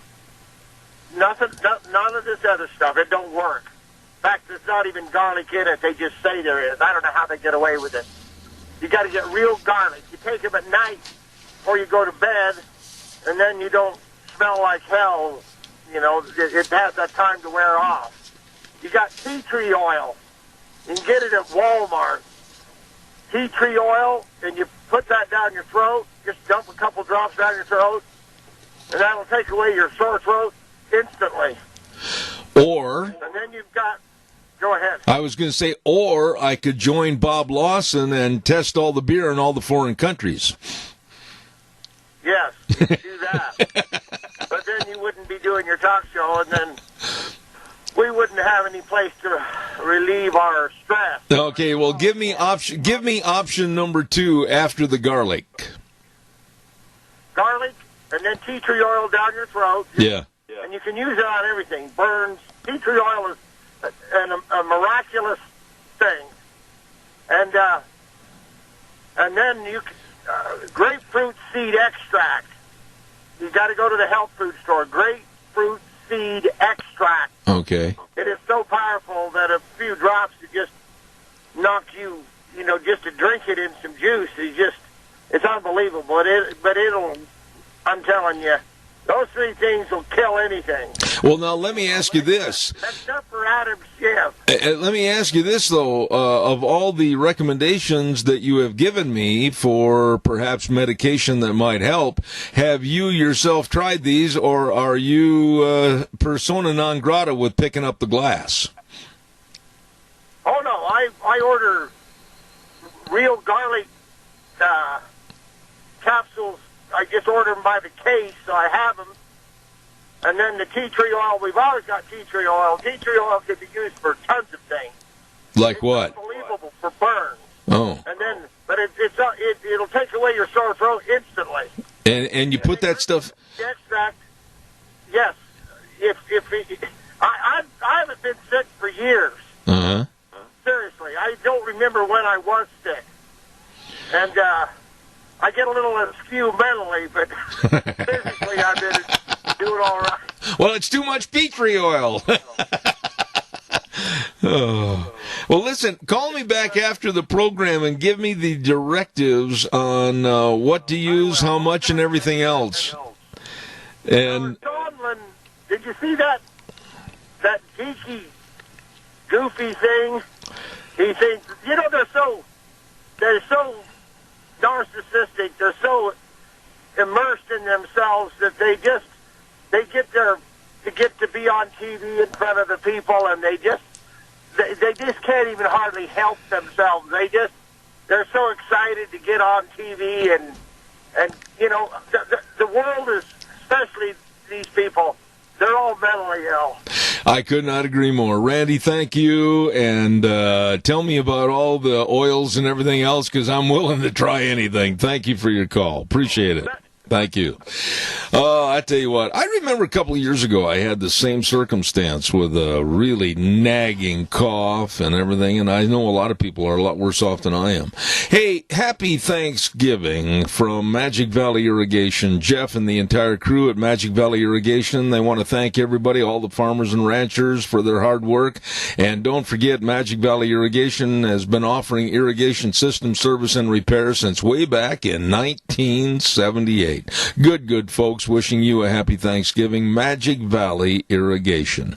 And Magic Valley Carpet. We got a lot of Magic Valley. 613 D Street in Rupert. Holy moly. With all the holidays, Thanksgiving, Christmas, New Year's, and all the family coming over, you might need new carpet. Well, they've got it for you. They have all your flooring needs at Magic Valley Carpet over in Rupert. Wishing you a happy Thanksgiving. And, of course, our old buddy, emphasis on old, Doug at Doug's Alternator and Starter Repair at 635 21st Street in Heyburn. And Doug's always so helpful in the community, and he says, hey, at Thanksgiving time or any time of the year, remember the senior centers, the people that need our help. Absolutely. Happy Thanksgiving from Magic Valley Irrigation, Magic Valley Carpet, and Doug's Alternator and Starter Repair. I've got, I got another message here I've got to get on, and let's see, what's it going to be? It's going to be about our lunch bunch tomorrow. I just had a call during the news break about 9 o'clock.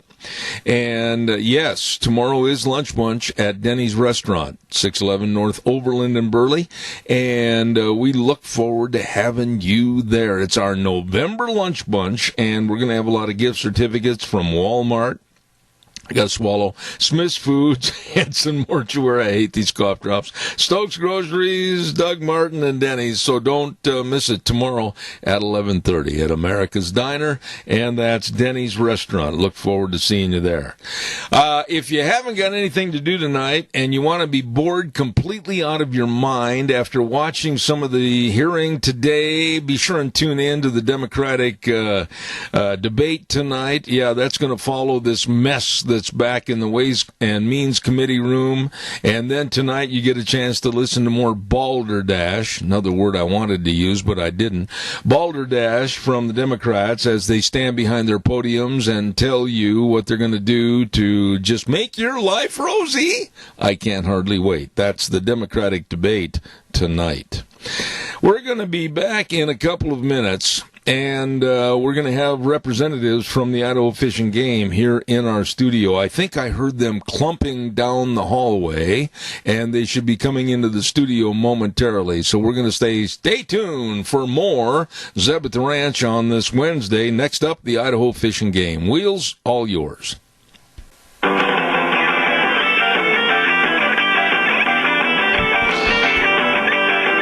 And a good morning and welcome back. Hour number 3 on this Wednesday, November 20th, and a little cloudy outside. No, it's very cloudy outside, and we might get a little winter coming into the area. And we're going to have our Fish and Game report coming up in just a few moments.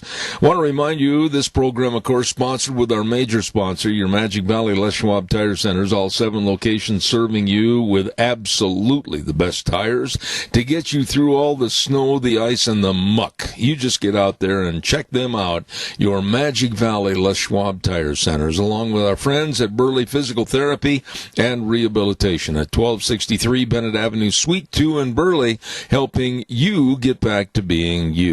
And our friends with Greystone Crossing. I might as well tell you all about them. Seniors If you want to live at a place that absolutely is a fun, very new, modern location, check out our friends at Greystone Crossing, independent senior living on Alfresco Road in Heyburn. My goodness, just 1 mile east of Walmart. They offer 3 meals a day, plus snacks, plus housekeeping, plus local transportation. You check it out. Call for an appointment to see the facilities. Call Matt or Kelly at 650-4979. That number again, 650-4979. Greystone Crossing, independent senior living, 1221 21st Street in Heyburn. Also, I want to quickly tell everybody about the Big Bennett Boys sale. This is going to be another really, really good sale this Saturday, and it's going to be over in Rupert. And to tell you real fast, it is the Scott Gardner doing business as Solution Machining closing business sale. It's going to be at 10 o'clock sharp Saturday morning, this coming November 23rd. Preview of the equipment and everything at 8 to 10 a.m. Sales sharp at 10 a.m. Located in Rupert at 634 East, 400 North. Watch for the sales signs and lunch by the Cook Shack. Lots of great machining equipment, Heister forklifts, trailers, everything at this great sale. Don't miss it. Saturday coming up this November 23rd, 10 o'clock. Managed by the Bennett Boys Auction Service. No sale too big, no sale too small. The Bennett Boys, yes sirree, they sell them all. Well, lo and behold, we'll turn their microphones on, and we have not one but two of the amazing personalities with the Idaho Fish and Game. First of all, the communications manager, Terry Thompson. Good morning. Good morning, Zeb. How you doing? You managed the clump down the hall, and you're here. Yeah, we were sitting out in your front room before the show, and we heard the clumping comment, and so we had a good laugh over that. You know, Terry, this time of the year, you haven't got anything to do. I'm assuming that you just go to your office as kind of a figurehead experience and sit back, put your feet up on the desk, and say, oh, woe is me, I just can't wait for 5 o'clock. That happens maybe for about the first 10 seconds of the day, and then everything that I thought I was going to get accomplished that day kind of goes out the window. Really, though, when you are a communications director for a great big entity like the Idaho Fish and Game in this region, I would imagine you don't have very much slow time. You know, there really isn't, and I think that's a great opportunity to really acknowledge what all the region does. You know, between our wildlife teams, fisheries, enforcement, habitat. There are a lot of things going on every day of the year. It's amazing. I'm in awe of the staff out there at the region, the amount of work that gets accomplished. I would imagine, do you have to plan for a lot of videos and press releases and whatever? It kind of depends. But we can push out several press releases in a week, mainly because I have a philosophy that, we are public servants. We need to be true to our hunter, fisher, anglers, and trappers who pay our bills. Right. To be transparent about what we're doing and the work we're doing, because I think that there's a lot of things we do that the public isn't even aware of. Mm-hmm. So my philosophy is let's get that out there and let people know the great work that the Fish and Game does in the state. For as long as you've been with the Fish and Game up in Alaska and now down here, what's the number one thing after all the years? How many years of service have you given to the Fish and Game? Over 28. Okay, 28 years. What still amazes you about the public and perception of the Fish and Game? Well, I think it just goes back to what I was saying. I at times don't think that they really realize the complexity of the work we do. Yeah. The amount of work that gets done. Yeah. And typically on very small budgets because we don't get tax dollars. It's all on hunting and fishing license sales. So, but I think the one thing that I would like the public to know about us as an agency is these are your neighbors. These are the people that you go to church with, that you see in the grocery store. They are as committed to the community as they are as anybody else is. Well stated. And we love being here. We love the work that we do, and we want to be sure that that people have the opportunity to hunt and fish in Idaho. Absolutely. Now, we have a new gentleman. I'm going to ask him to slide that microphone right over real close. Are you married? I am. Are you? Then pretend you're kissing your wife. Okay. Get real close to that. And I'm not going to make any other assertions. I'm just going to ask you to do that. We have a gentleman by the name of Mike Peterson. He is the Regional Fisheries Manager. Good morning. Good morning. How are you? I'm doing just fine. I learned when you clomped down the hall and came in the office that you went to school with some of my nieces and nephews. Yeah, I'm so sorry. Yeah, I was born and raised in Jerome, Idaho. Really? Graduated, went to CSI, graduated from CSI, transferred to the University of Idaho, got both my bachelor's and master's degree there, and then I went to work in several of the regions throughout the state. I've been in Idaho my entire life, and so now this opportunity came about, and it was an opportunity to come home and see how the region has changed since I graduated and moved away, and then also to see the things that are still the same. Fisheries manager, so you know every single thing there is about carp and suckers and bluegills and everything, right? I am still learning things every day. Something smells fishy here.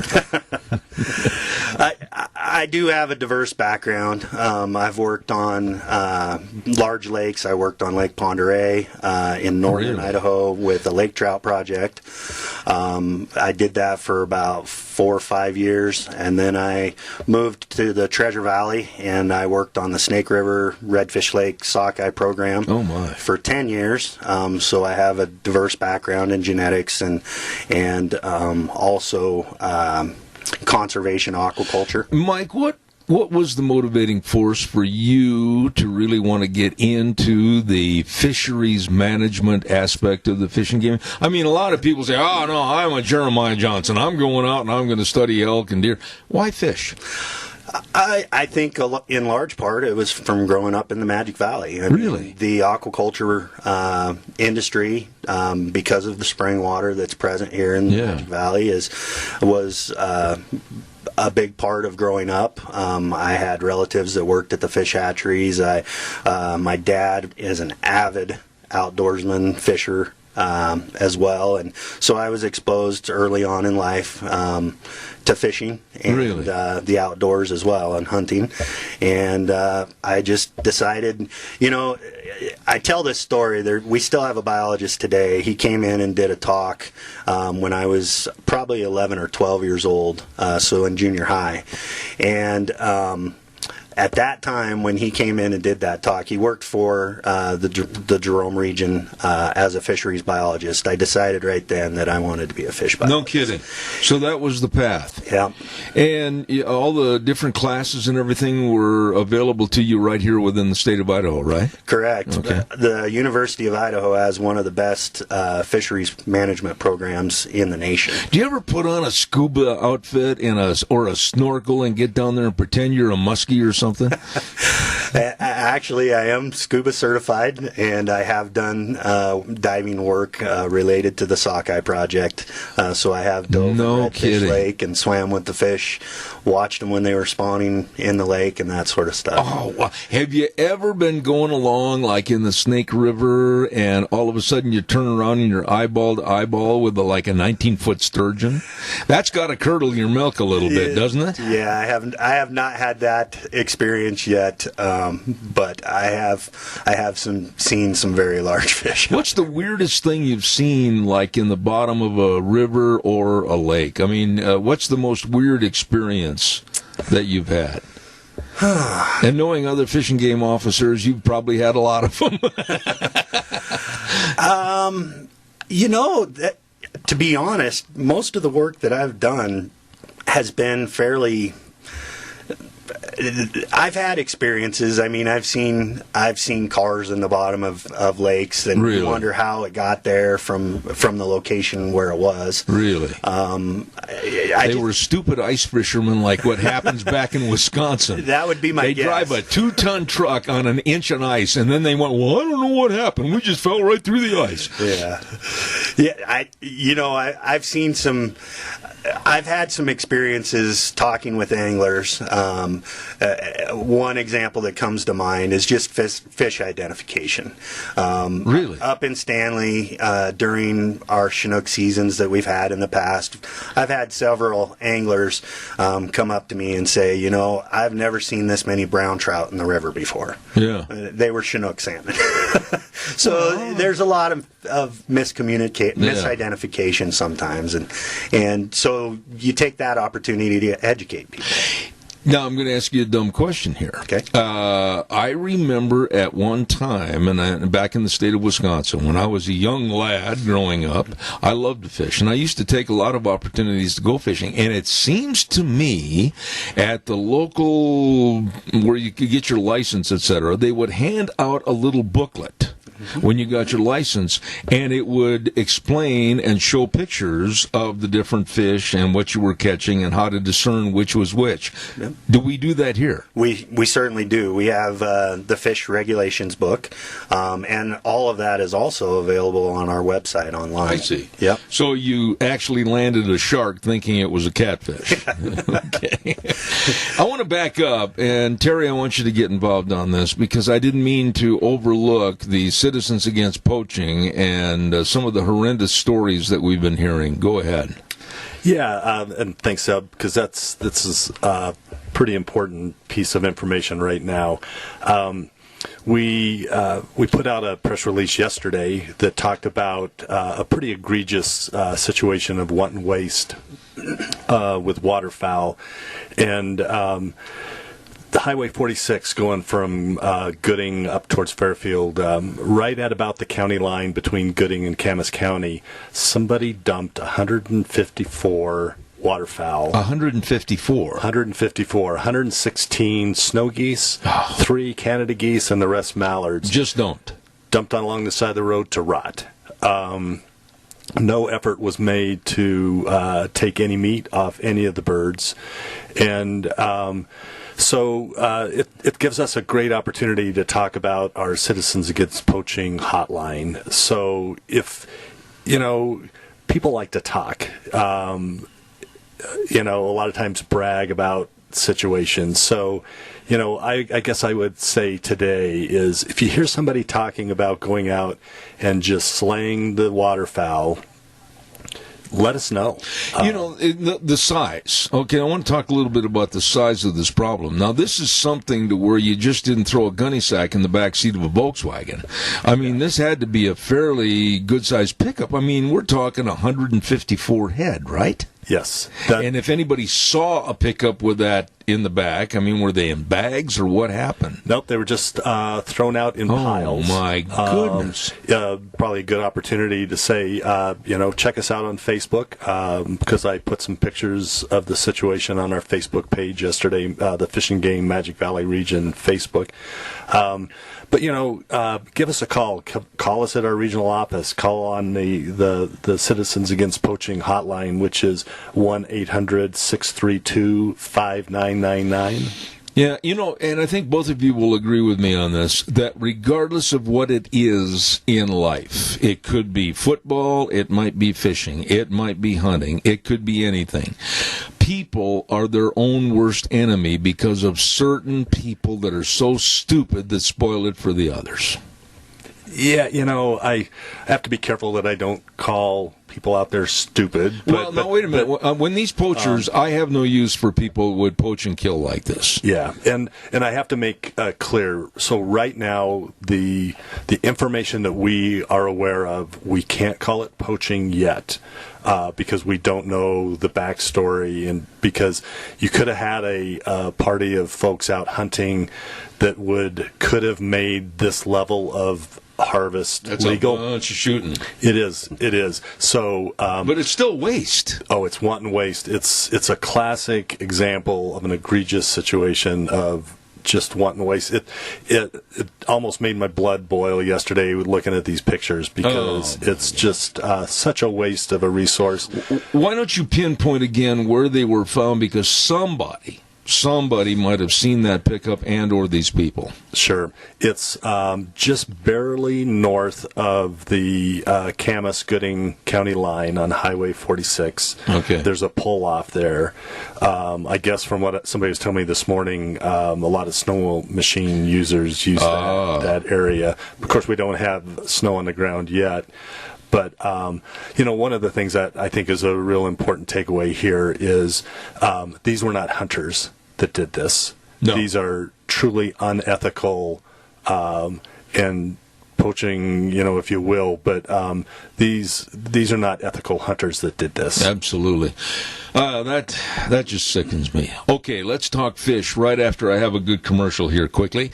I want to remind everybody we're very, very blessed in this area to have legislators and senators that really care, like Senator Kelly Anthon, District 27. He wishes you and your family a very happy Thanksgiving and then a Merry Christmas. I'll tell you what, a man that really gets things done for you, Senator Kelly Anthon. And that leads us right to the next gentleman, Representative Fred Wood from District 27, Seat B. Fred really is right there. I mean, he's got the shovel in his hands, and he's ready to go to work on any and all projects to help serve his constituents. He wishes you a very happy Thanksgiving. Representative Fred Wood. Last but not least, Representative Speaker of the House, my buddy, the old cowboy John Wayne, Scott Bedke from District 27, Seat A. I'll tell you, this man's been there, done that, and he really appreciates all your comments as we get ready for the 2020 legislative session. Happy Thanksgiving from Speaker of the House, Scott Bedke. Thank you very much. Mike, regional fisheries. The question on the piece of paper says, what are we up to? What's new? How are fisheries doing? Answer all three quickly. It's Jeopardy. It's the fast round. Okay, so, getting back into the region, I'm still getting kind of up to speed on how things are performing out there. I've gotten lots of feedback from anglers from throughout the area, over here in Burley, Rupert. We've done some additional work on Lake Walcott. We've heard over the past few years that trout fishing has kind of tailed off, headed downhill, and so we've tried some new things. We've stocked in different areas. We're also working with Bureau of Reclamation. There's been some construction at Minidoka Dam on one of the powerhouses, and I believe next year that powerhouse is going to come back online, and it may change some of the flow management there. And one of the issues that we've seen over the past few years is what we call entrainment, or passage downstream through the dam. Yeah. And I'm hopeful that once they get back to the old flow regime, that entrainment will decrease with time. Okay, now I'm not in your profession. Yep. I have, excuse me, I got a cold. The utmost respect for what you do. I mentioned scuba diving before, and I was being facetious somewhat. But now really, when you want to get fish counts or find out if any of the fish of a certain species or variety are available, how do you know unless you get in the water? So one of the things that we do is we tag these fish before they go into the lakes or reservoirs or streams. Okay. And we rely on the anglers to provide us with information that these fish were captured, harvested, or released, and that provides us with a lot of information. We also go out and we sample either with net gear, gill nets, or trap nets, which are just gears that you put in the water overnight. Yeah. We also can use electricity and shock fish. That's another way that we... I went with a group up Cottonwood about 5 years ago and watched that electrification, if you will, and stuns them. Yep. Holy smokes, in a little puddle of water that couldn't have been any deeper than the length of that pen, there's some like 3-4 pounders hiding in there. It amazed me. It is amazing where you can find those big fish. Yeah. They use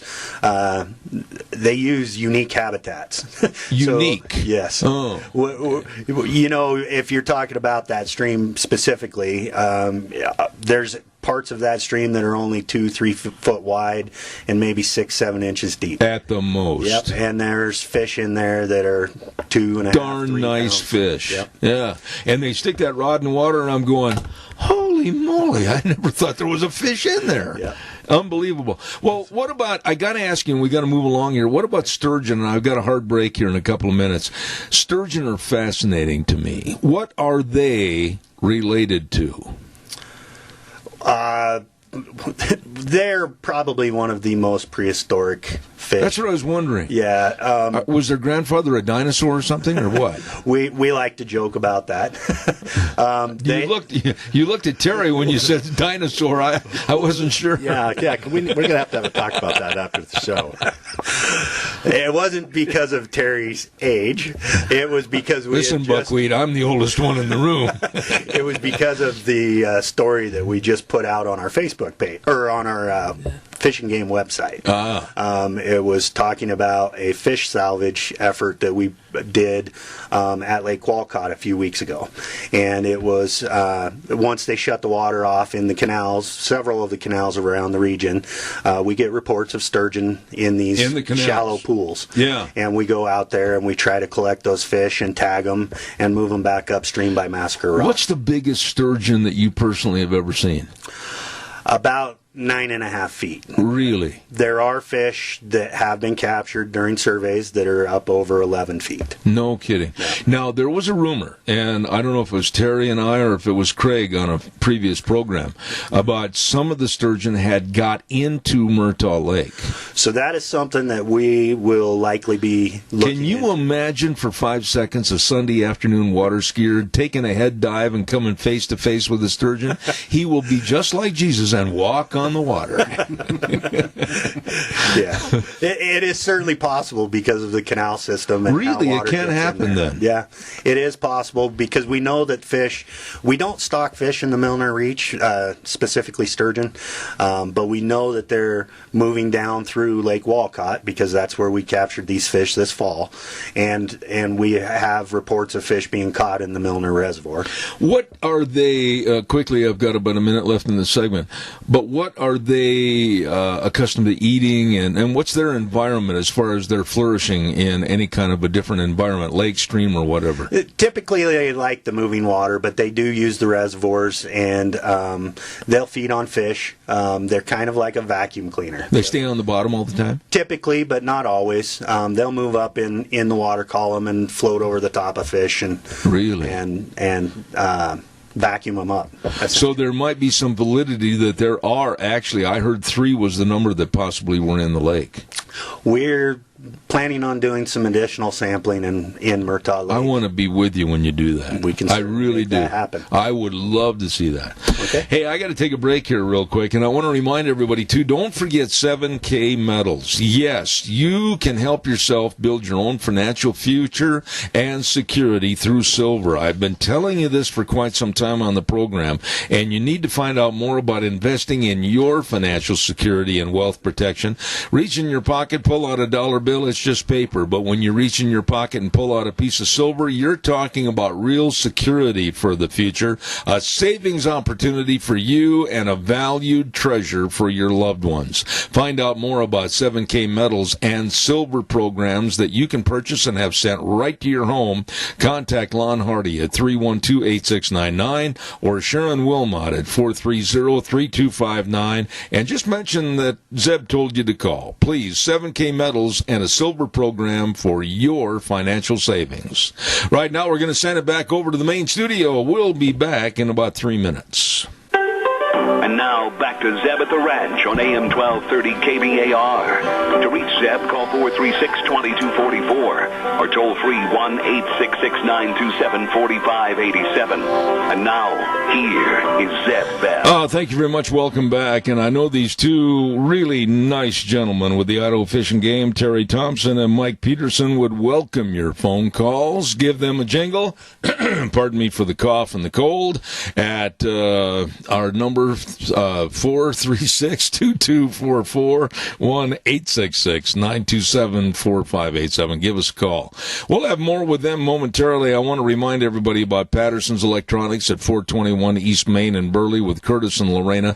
They've got one of the nicest ideas right now. You go in, buy a product, whether it's a television set or a home theater system, video surveillance cameras, whatever, and tell them at the counter what your favorite charity is.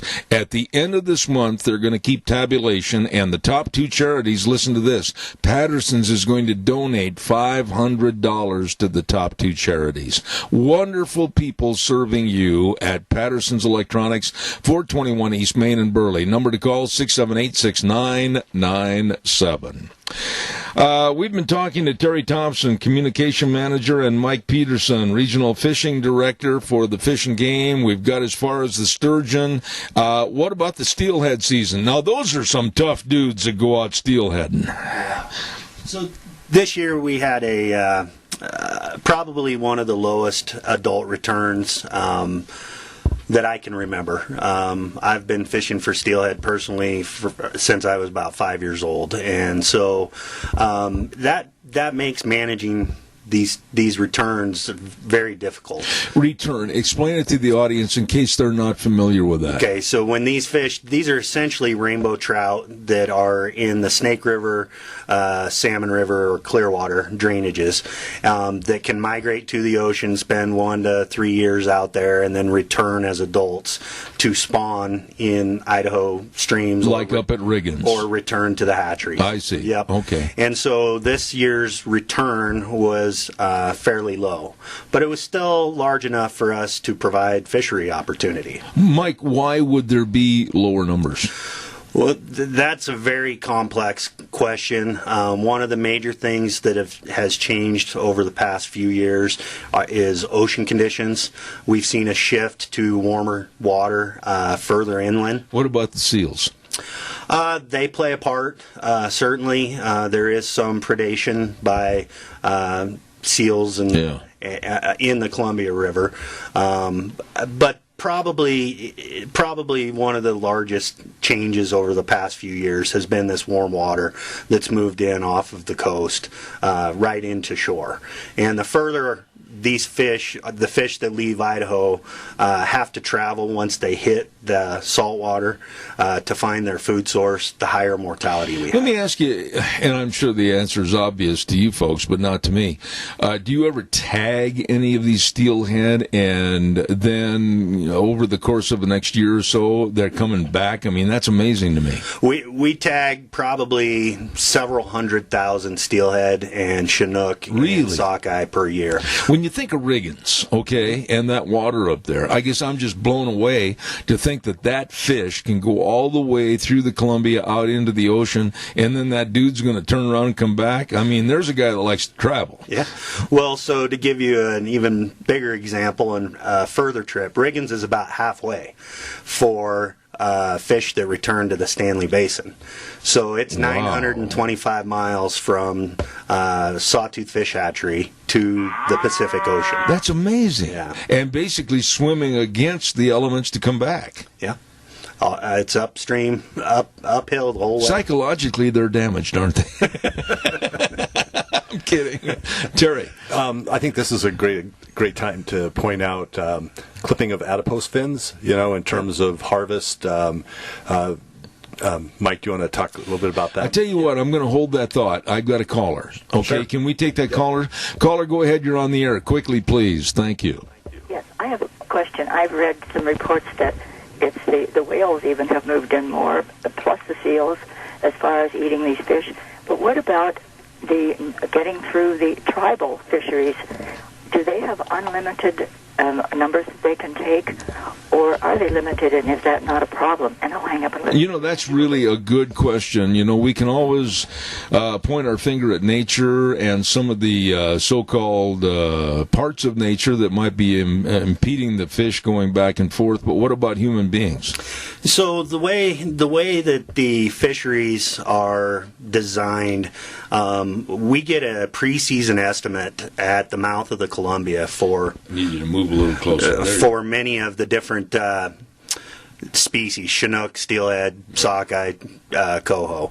And once that preseason number comes in, then it is identified for all of the different fisheries components, whether it's a tribal component, a sports angling component, a commercial fishery. Those are parsed out based on, in large part, litigation that's occurred in the past.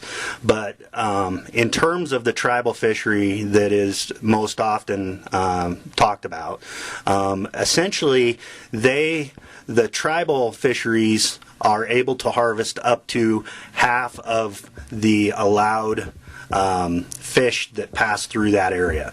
So if here's an example, if there's a sport fishery and a tribal fishery, and the sports anglers get 500 fish and the tribal fisheries get up to 500 fish as well. So it's a 50-50 split.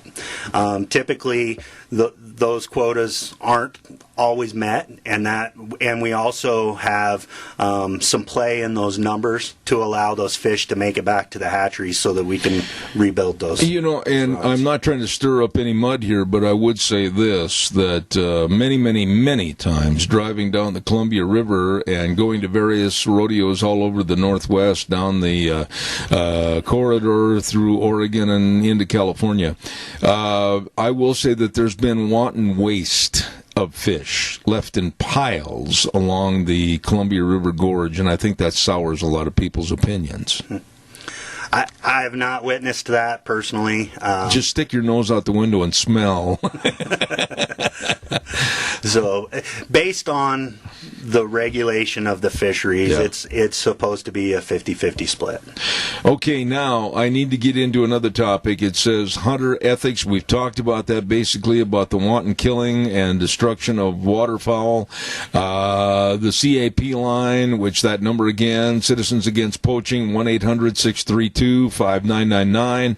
And what about the capped cow elk hunts in the Pioneer and Smoky Bennett zones?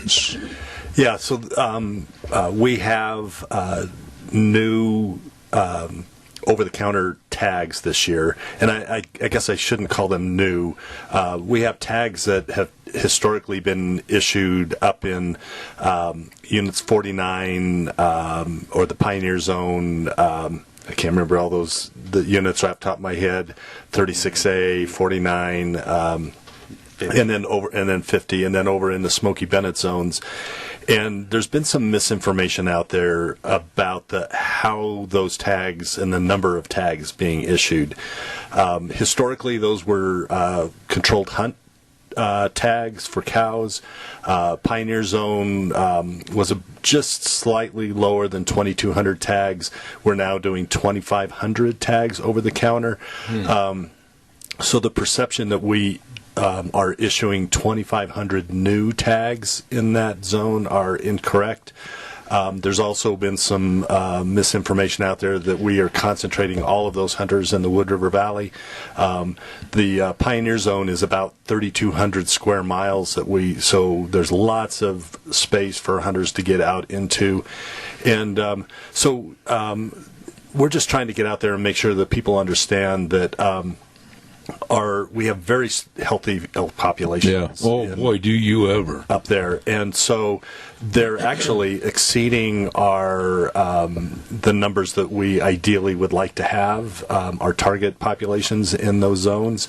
And so the way that you reduce those populations is you reduce the cows. Let me ask you this, Terry, and maybe I'm using this area singularly, and I shouldn't be, but if the numbers of elk are are any indication statewide as to what they are up here in the South Hills, 54 and 55, you've got a really good bunch of elk in the state of Idaho. We do. You get up north, up in the Selway and areas like that, and we're actually not hitting our population objectives currently. But you come down in southern Idaho, we have extremely healthy elk populations. And I have yet to talk to any hunter that I've talked to this fall that has been up in the hills south of me, and they've seen a lot of moose. A lot of moose. I used to work with the Forest Service, what was then called the Twin Falls Ranger District, basically the South Hills. And, we always heard about that there were elk and moose down there, but, it was a very rare day when you saw them. Yeah. Now it's not uncommon at all to take a trip down to the South Hills and see a moose or a small herd of elk. And they are an animal to beware of. I mean, a moose is not exactly a cordial welcome, glad to see you in my woods animal. I had a lot of experience with moose from being up in Alaska, and for as big an animal as they are extremely fast. Oh, yeah. And up in Alaska, they were everywhere, and so you kind of took them for granted. Don't do that. You need to always keep an eye on them. Yeah. Make sure you have a tree between you and it. Or a D9 cat. Something. That would work, too.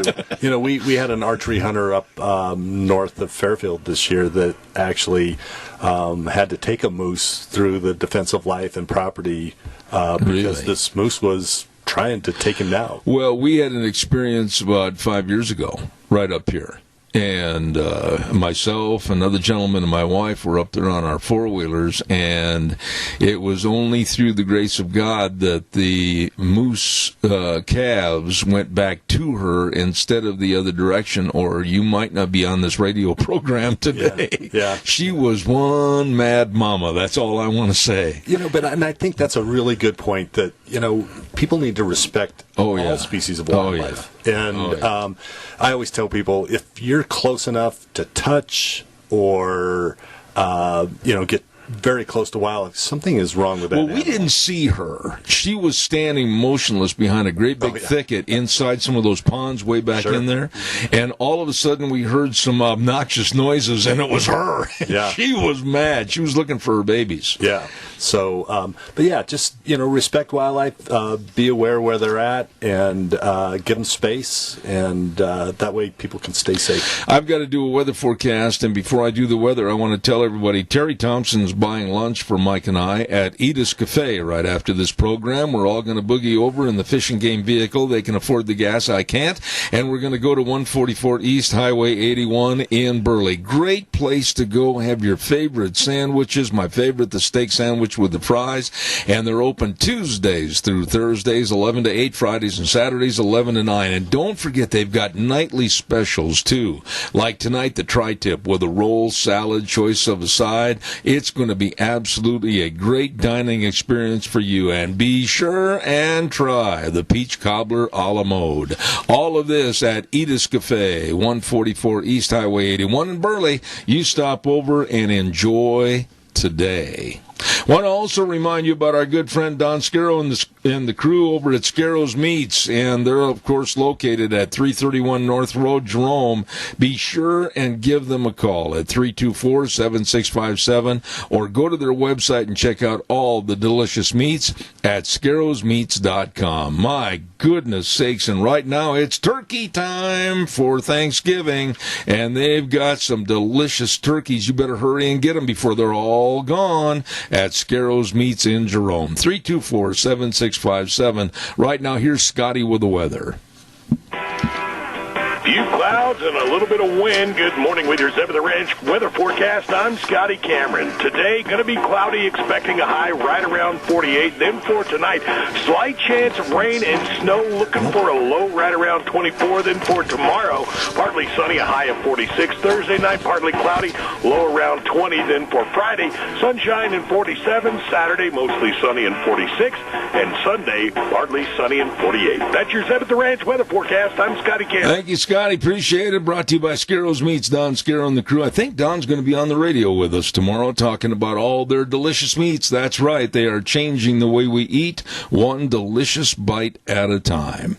Back to the fishing game, trapping season. You know, every time I think about trapping, I think about Jeremiah Johnson and that old bearded guy he used to live with up in the mountains and trapping. And how is trapping? Is it popular still today? I would say definitely Get real popular. close to that, Mike. Yeah, I would say definitely it's popular and probably even growing a little bit. To get a license, and I'm assuming they have to have a license, do they have to go through certain schooling requirements for that? There is a trapper education class, just like we have hunter ed and bow hunter ed. Okay. And right now it says reminder about 72-hour reporting with otter. What does that mean? Not butch otter, but I'm talking. Yeah. You're talking about something else? Yeah. So the otter in particular have a quota in terms of harvest. I see. And in Magic Valley, we have a quota of 30 river otters that can be trapped in a season.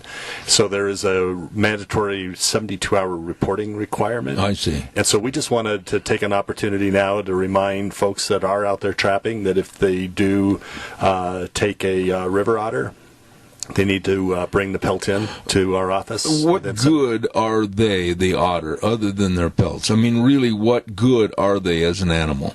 You can't eat them, can you? Or you don't want to?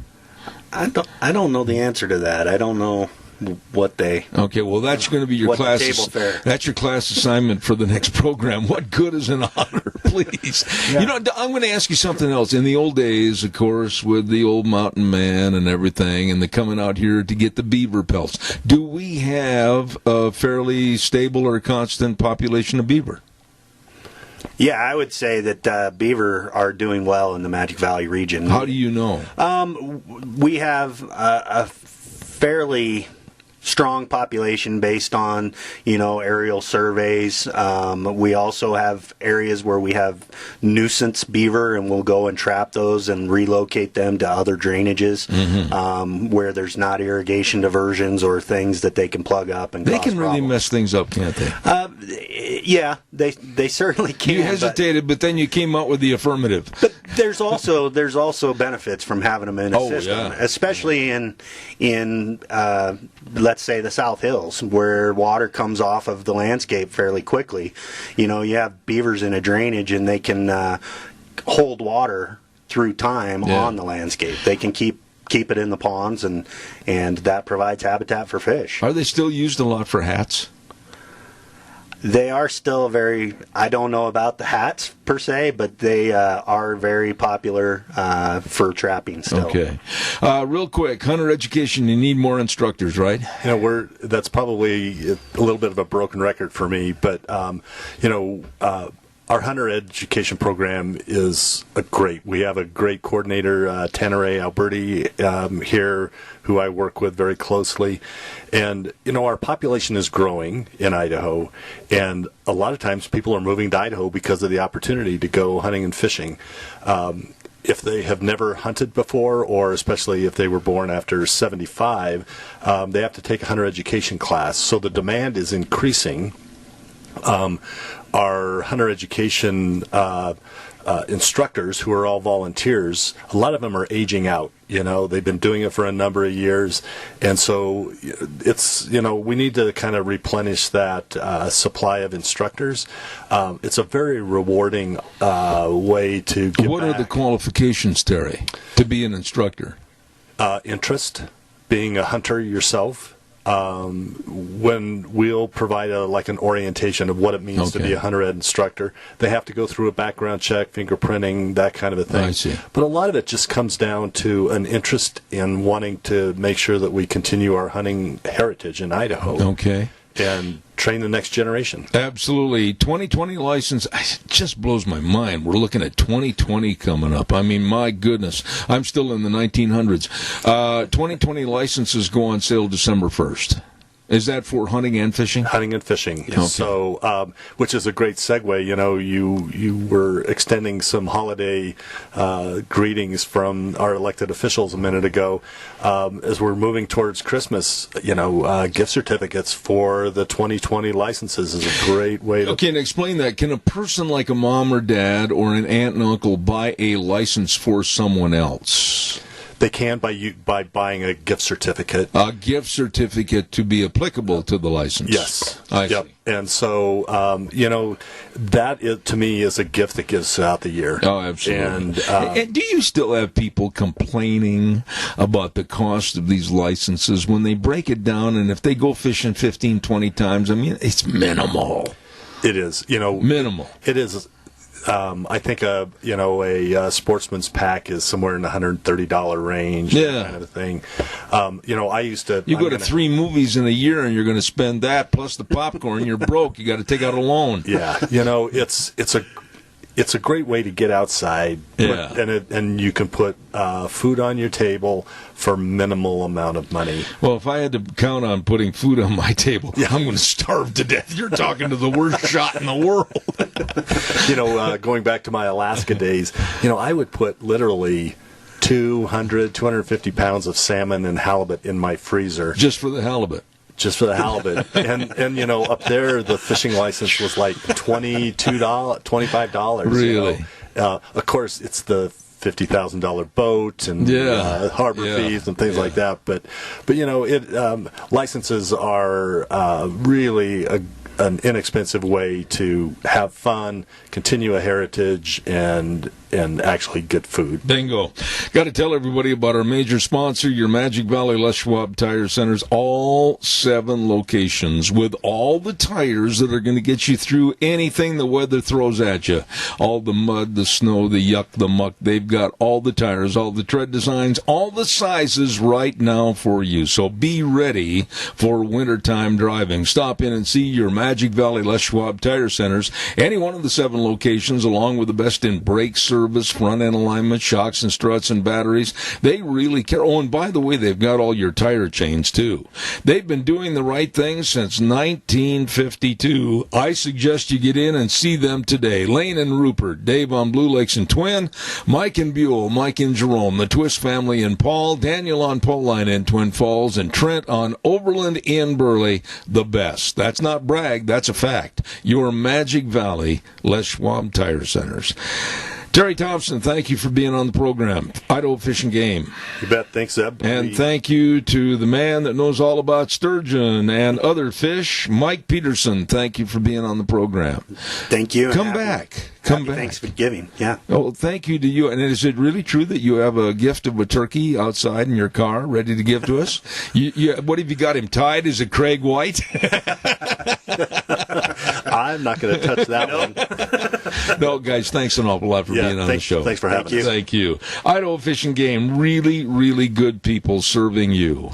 Right now, we're going to say that's it for today, like we always say, the way things were, the way things ought to be. And we'll be back tomorrow morning at 8:06, and we always end the program with 4 words that mean a lot to us. In God we trust. See you tomorrow morning at 8:06.